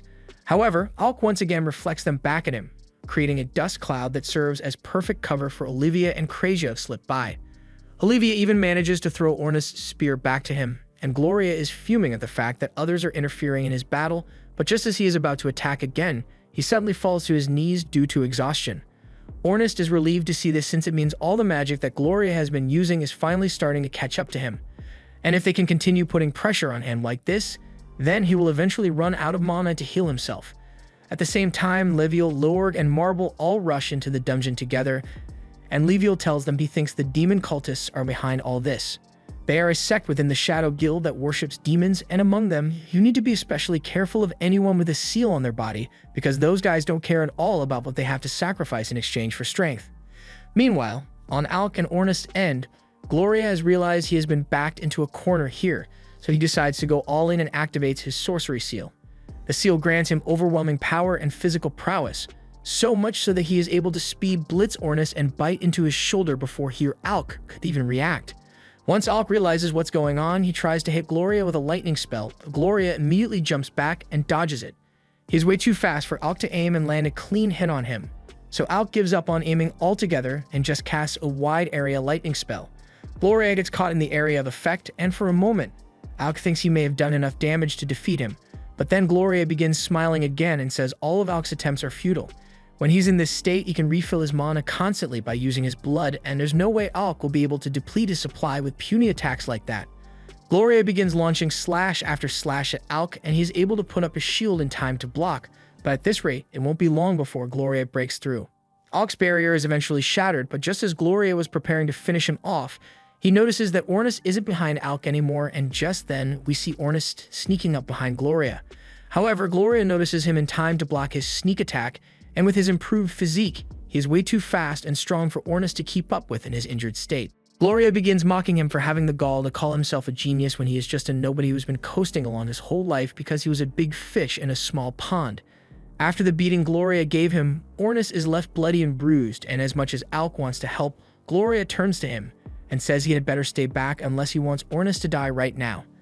However, while Gloria was focused on Alk, Ornest managed to regain his bearings and lock in to stab Gloria through the chest with a flame-charged attack. As he does this, he thinks back to the days of his youth when he would often spar with his older brother. Ornest's brother was way better at using a spear than he was, and for Ornest, it was really frustrating that his brother would always beat him without even trying. He dedicated every waking moment of his free time to training his spearmanship, so he could one day defeat his brother, and one day, late into the night, his brother happened to spot him practicing. He was proud of how much work Ornest was putting in to catch up to him, but he had a fatal illness that left him coughing up blood, so he knew he wouldn't be around for much longer. However, he didn't want Ornest to find out about his condition, so he quickly left when he was spotted. Before long, Ornest's brother's condition had become too severe for him to hide, and Ornest was devastated when he found out. He yelled that his brother couldn't die since they hadn't had their rematch yet, but his brother told him that there was no need for a rematch because he already knew Ornest was going to become the greatest spearman in the world. Back to the present, Ornest blows another flaming hole through Gloria's body, and as for Krazia and Olivia, they are making their way towards the dungeon core so they can intercept Mélie, and Olivia is preparing herself emotionally to finally confront him. At the same time, Mélie and the Shadow Guild member have just arrived at the door leading to the bottom of the labyrinth, and as they open it, they find a set of stairs leading all the way up to the dungeon core. The Shadow Guild member is really excited and rushes over to the dungeon core because he loves these things. He takes it off the pedestal and holds it up to his face because he can't believe he has finally gotten his hands on it. But for some reason, Mélie is looking at him with pure disdain in his eyes. Ornest asks Alk to hit him with some more fire magic, and at first Gloria thinks he must be bluffing, but Alk really does launch a fireball at him, and Ornest's spear absorbs the spell, coating his entire body in flames. Ornest then charges straight at Gloria, stabbing him repeatedly until his arm is eventually cut off, and this time, regenerating is going to be a lot harder because the flame attacks Ornest is using has burnt up Gloria's blood. And without his regeneration, there's no way he can keep up with Ornest, but it's already too late to back out of this now. Ornest proceeds to cut Gloria's other arm off and then hits him with dozens of deadly spear strikes, leaving Gloria as nothing more than a scorched torso. Meanwhile, at the bottom of the dungeon, Yura has finally woken up and she finds herself tied to a tree with the Shadow Guild member standing over her. He tells her it's already too late to stop him now since he has the dungeon core in his possession, but all of a sudden, Mélie slashes Toro across the back, causing him to fall to the floor and drop the dungeon core. Yura has no idea what's going on since she thought Mélie was supposed to be on the Shadow Guild's side, but he picks up the core and says that now he has both the core and the Seeker, he no longer has a reason to cooperate with them. Yura is confused as to why Mélie just called her a Seeker, so Mélie explains that he wants her to help him find Eden, the place where dungeon cores can be used to grant wishes. But there's just one problem with that. Yura has never even heard of a place called Eden, much less the idea of dungeons being able to grant wishes, so she tells him whatever he is doing has nothing to do with her. However, just then, Toro regains consciousness and yells at Mélie for daring to betray the Shadow Guild. Even if he isn't strong enough to take revenge on Melee right now, there are a lot of strong fighters in the Shadow Guild, and they surely won't rest until Melee has paid for this. However, to his surprise, Melee says that's exactly what he wants to happen. Wishes to become even stronger than he already is, and to do that, he needs as much combat experience as he can get. But experience is a tricky thing to come by because when you're officially recognized as the Sword Master, most people tend to avoid starting beef with you. Which is why he eventually came to the conclusion that if he couldn't find any strong enemies to fight, then he would have to make enemies for himself by committing as many devious betrayals as possible so people would have a reason to come after him. And as it just so happens, Olivia and Krasia show up just then.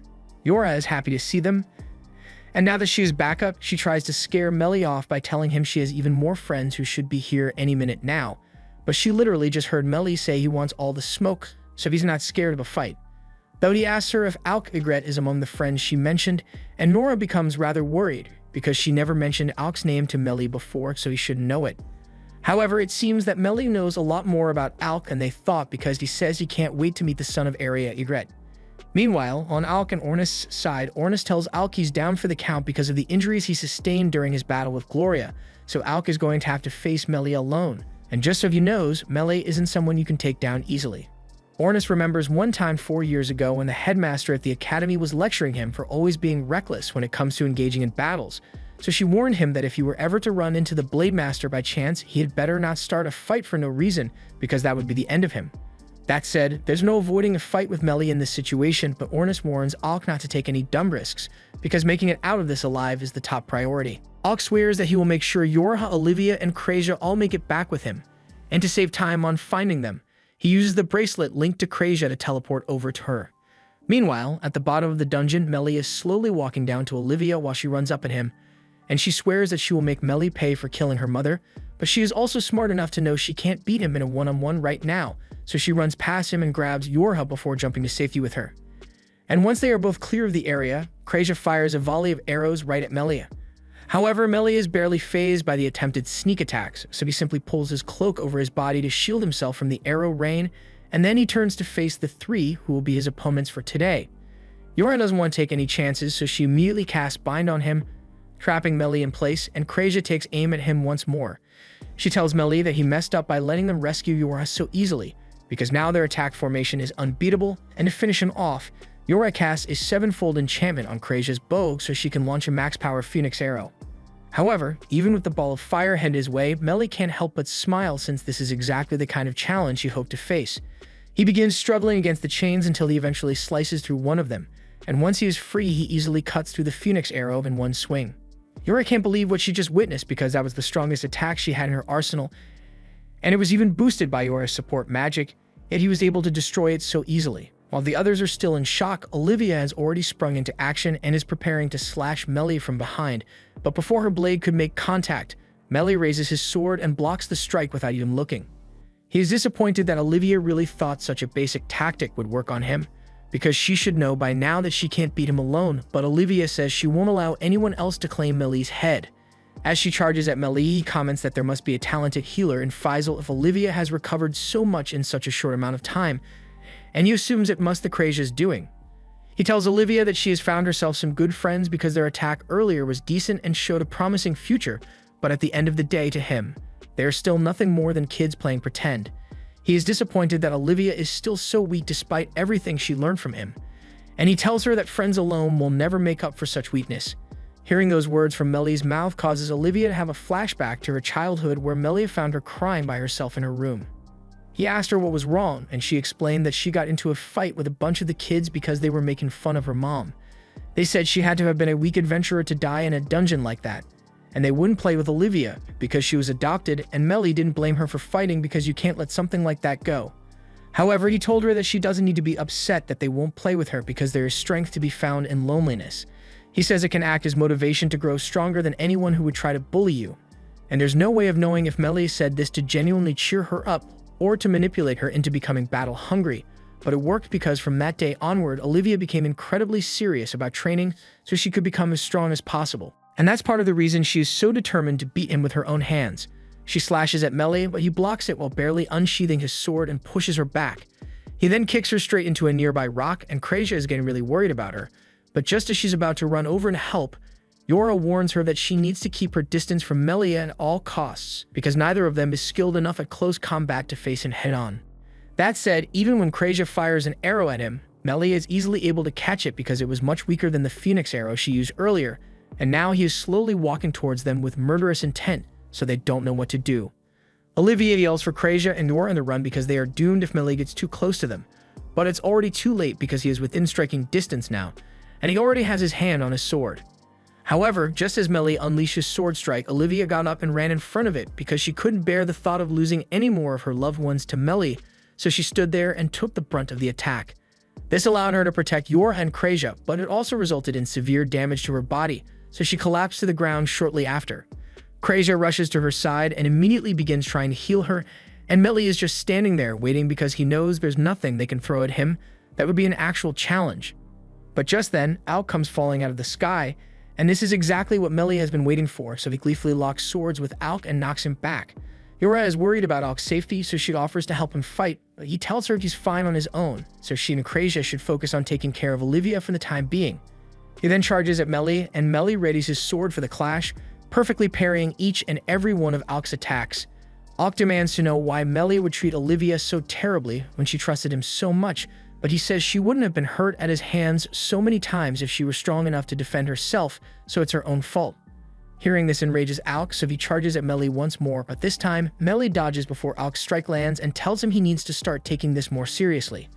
He already knows that Alk is supposed to be an amazing magician, so he tells him that if he really thinks he will be able to win this fight without using magic, then he is sorely mistaken.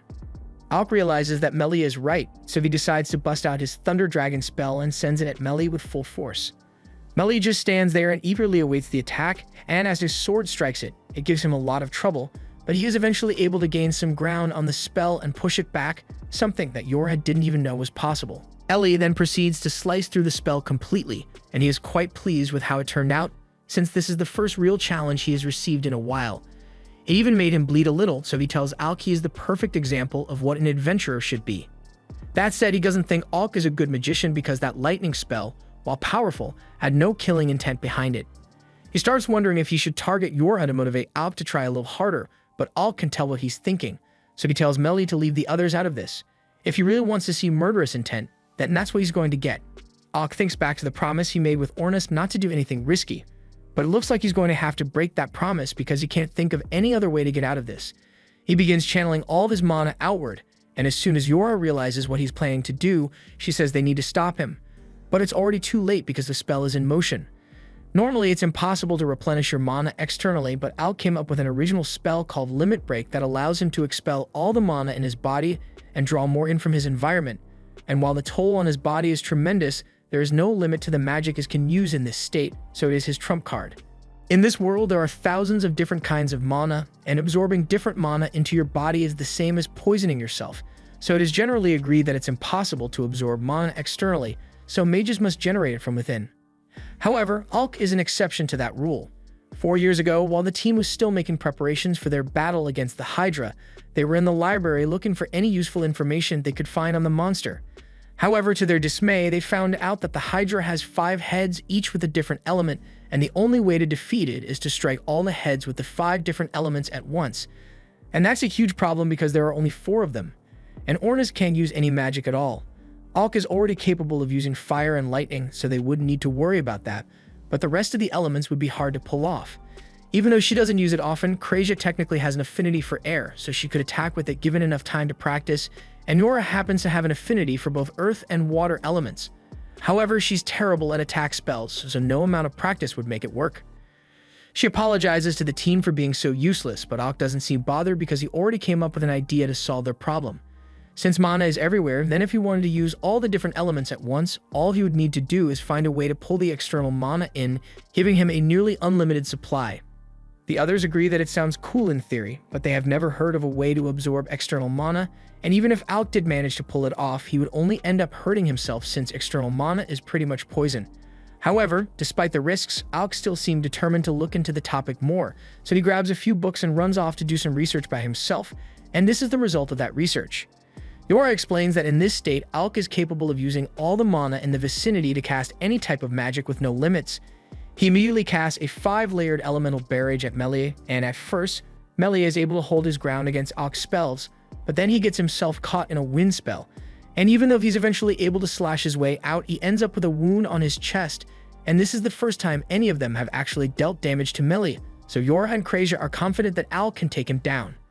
Alk continues his relentless wind attacks, forcing Melee to go on the defensive, but he's actually enjoying himself quite a bit because Alk is the first person who has given him a real challenge in a long time. As Alk sends more wind spells his way, Melee draws his second sword and manages to dispel it with a series of successive strikes. He then charges straight towards Alk while cutting through spells with a look of pure joy on his face, until eventually, his second sword snaps from all the strain. He drops it and thanks Alk for this wonderful gift, because he is only able to get stronger when he faces an opponent that can genuinely put his life in danger. But he would expect nothing less from the apprentice of Eldaz. Alk is shocked to hear Melee mention Eldaz's name, so he asks Melee if he really knows Eldaz. Melee confirms that he knows quite a bit about Eldaz, and he also knows that Alk has been trying to find him, but he doesn't think that's a good idea. Eldaz may actually want to be found, but Alk certainly isn't the right one to do it. Melee assumes there are a lot of things Eldaz never explained to Alk, like the truth about his mother's death for one. Alk was probably told something along the lines of his mother died from a plague. Melee knows a woman like Alk's mother would never die from something as minor as illness. Alk demands to know what Melee is talking about, and he says Alk will find out the truth someday, but for now, he's sick of all this talking, so it's time for them to continue their fight. He then pulls out the dungeon core and begins channeling the energy from it into himself until he is eventually able to enchant his sword with it. And he is dying to find out what Alk's limit is because there's no way he can maintain a form like this indefinitely. Meanwhile, elsewhere in the dungeon, Ornest explains the details of Alk's limit break to the others. It indeed allows him to use all 5 elements unhindered, but it works by using his body as a vessel for the immense amount of mana he is constantly absorbing, and if Alk stays in that form for too long, there could be serious consequences. Ornest wants to get up to go help him as soon as possible, but he is still far too injured to be moving, so he collapses soon after. It doesn't look like Ornest will be going anywhere anytime soon, and as for the remains of Gloria's body, there's a risk of him possibly resurrecting himself, so Leviel asks the casket he brought with him to take care of him. A bald man then steps up and places a coffin in front of Gloria's corpse before activating it and dragging Gloria into what can only be described as torturous limbo. With this, they won't have to worry about Gloria pulling any more tricks, but as for the situation on the bottom floor, Alk may be a genius, but Leviel doubts he will be able to handle Melee on his own. Marbel asks if there's really a need to be worried since in wide open spaces, it's natural for mages like Alk to have an advantage, but Leviel tells her it's not that simple, because Melee is likely in possession of the dungeon core. The dungeon core may look like a regular core to most, unlike the cores that drop after you defeat each floor boss, the dungeon core is literally the heart of the dungeon. Melee was given a special promotion to S rank even though he is the only member of his party, and the reason for that is because he is practically as strong as a full party all by himself. He is strong when it comes to swordsmanship, but he is also capable of using magic too, and dungeon cores massively boost your mana when absorbed, so if Melee has already gotten his hands on it, then Alk is in deep trouble. Back on the bottom floor, Melee has just unleashed a deadly mana slash in Alk's direction, and while Alk reacts quickly enough to put up a shield, Melee's slash was a lot stronger than he thought it would be, so it breaks through his shield in no time. Fortunately, Yora comes in clutch and casts a few extra barriers in front of Alk, successfully redirecting the blast, but there's a lot more where that came from. Yora does her best to block Melee's slashes while Alk runs to safety, but she isn't able to keep up with all of them, so one slash slips through her defenses and strikes Alk head-on. This knocks him back by quite a good distance, and Alk is starting to feel the effects of all the strain caused by Limit Break, so he won't last much longer at this rate. Meanwhile, on the sideline, Olivia has finally regained enough strength to speak, so she explains to the others that Melee is currently using Mana Blast. It's the only attack spell he knows, but it's extremely effective when he decides to use it in battle. That said, she says she has a plan that might work on Melee, but she will need their help to pull it off. However, in the meantime, Alk is going to have to keep dealing with Melee on his own, and he has already been using Limit Break for 5 minutes now, and his body won't last much longer, so he needs to find a way to put Melee down for good. All of a sudden, Melee launches another Mana Slash at Alk, and Alk does his best to block, but he can't keep this up forever. He needs to do something about the dungeon core Melee is using to power his blasts, but isn't giving him any chances to counter. Just then, Yora steps in and uses her remaining mana to stall Melee by casting several binding spells, and while Melee was able to break free fairly easily, the distraction bought Alk enough time to cast his offensive spells, so he goes back on the attack. Alk unleashes dozens of spells all at once, but Melee is easily able to slash through everything that comes his way. And even when Alk combines fire and lightning spells to create one massive attack, all it results in is a stalemate. At this rate, Alk will undoubtedly run out of energy first, so he's not sure what to do, but all of a sudden, Kraysia gets his attention and tells him she has a plan. She reminds him of the situation they had to deal with in the monster nest where they couldn't use any magic because of the anti-magic barrier, and she plans to recreate the conditions, so Alk pulls out his sword to prepare himself. Melly launches another mana blast at Alk, but this time, before it could hit him, Kraysia creates an anti-magic barrier around the two of them, which dissipates Melly's strike. Now, only sword strikes will be effective, but while the barrier may have stopped Melly's ranged attacks, he thinks this was a stupid plan because magic was the only thing giving Alk the edge he needed to compete on equal footing with him. So if he's limited to only sword fighting now, then he stands no chance. Alk pulls a potion out of his jacket and drinks it to heal himself before pointing his sword back at Melly. He admits that he wouldn't stand a chance against Melly on his own, but he isn't alone here. And with the help of his friends, he is sure they can beat him. Alk runs in and clashes against Melly multiple times, but he ends up getting slashed across the chest, once more being pushed back. Melly isn't impressed with Alk's performance at all, and judging by how exhausted he looks, Melly assumes he would only be able to use Limit Break for another minute at most, so his chances of victory are incredibly low. Alk knows he doesn't have many options here, but then he recalls the sword lesson Olivia gave him while they were fighting their way out of the monster nest. She told him that he needed to treat his sword as though it were part of his body if he wants to make his strikes more efficient and precise, so he decides to put her words into practice and charges back in to face Melly. Melly parries all of Alk's initial attacks, but when he moves to strike back, Alk ducks underneath his blade and proceeds to counter with a slash straight at Melly's head. The slash leaves a cut on Melly's face, but he actually seems to be enjoying it. He tells Alk that he has far exceeded his expectations because not only has he proven himself to be a master magician, but he has also become quite the entertaining swordsman. He lunges forward to attack again because he can't wait to see what Alk does next, but all of a sudden, Olivia cuts in and slashes him across the chest. Melly stumbles back in shock because he can't believe Olivia actually managed to catch him off guard like this. She demands to know why Melly did all this because it makes no sense for him to have taken her in and raised her with such care if his goal was to make her hate him in the end. However, he tells her that if she wants answers, then she's going to have to defeat him first. Both Alk and Olivia attack Melly simultaneously, but even with their combined efforts, their swordsmanship is still no match for Melly's, and before long, Alk's body begins to give out from all the strain Limit Break caused. Melly says this is game over and raises his sword to finish Alk off, but all of a sudden, the anti-magic barrier shatters. The moment Melly realizes he can use magic again, he attempts to hit Alk with a mana blast, but Yora quickly stops his sword by creating a barrier in front of it, and Alk takes advantage of the opportunity to hit him with a lightning blast. Melly tanks the lightning and is about to retaliate, but just as he was about to strike, Olivia jumps in front of him and blocks his sword to buy Alk enough time for another lightning blast. Melly still managed to survive the lightning strike, but while he was fixated on taking Alk out to stop him from casting any more spells, Kraysia finds an opening and snipes him from across the map.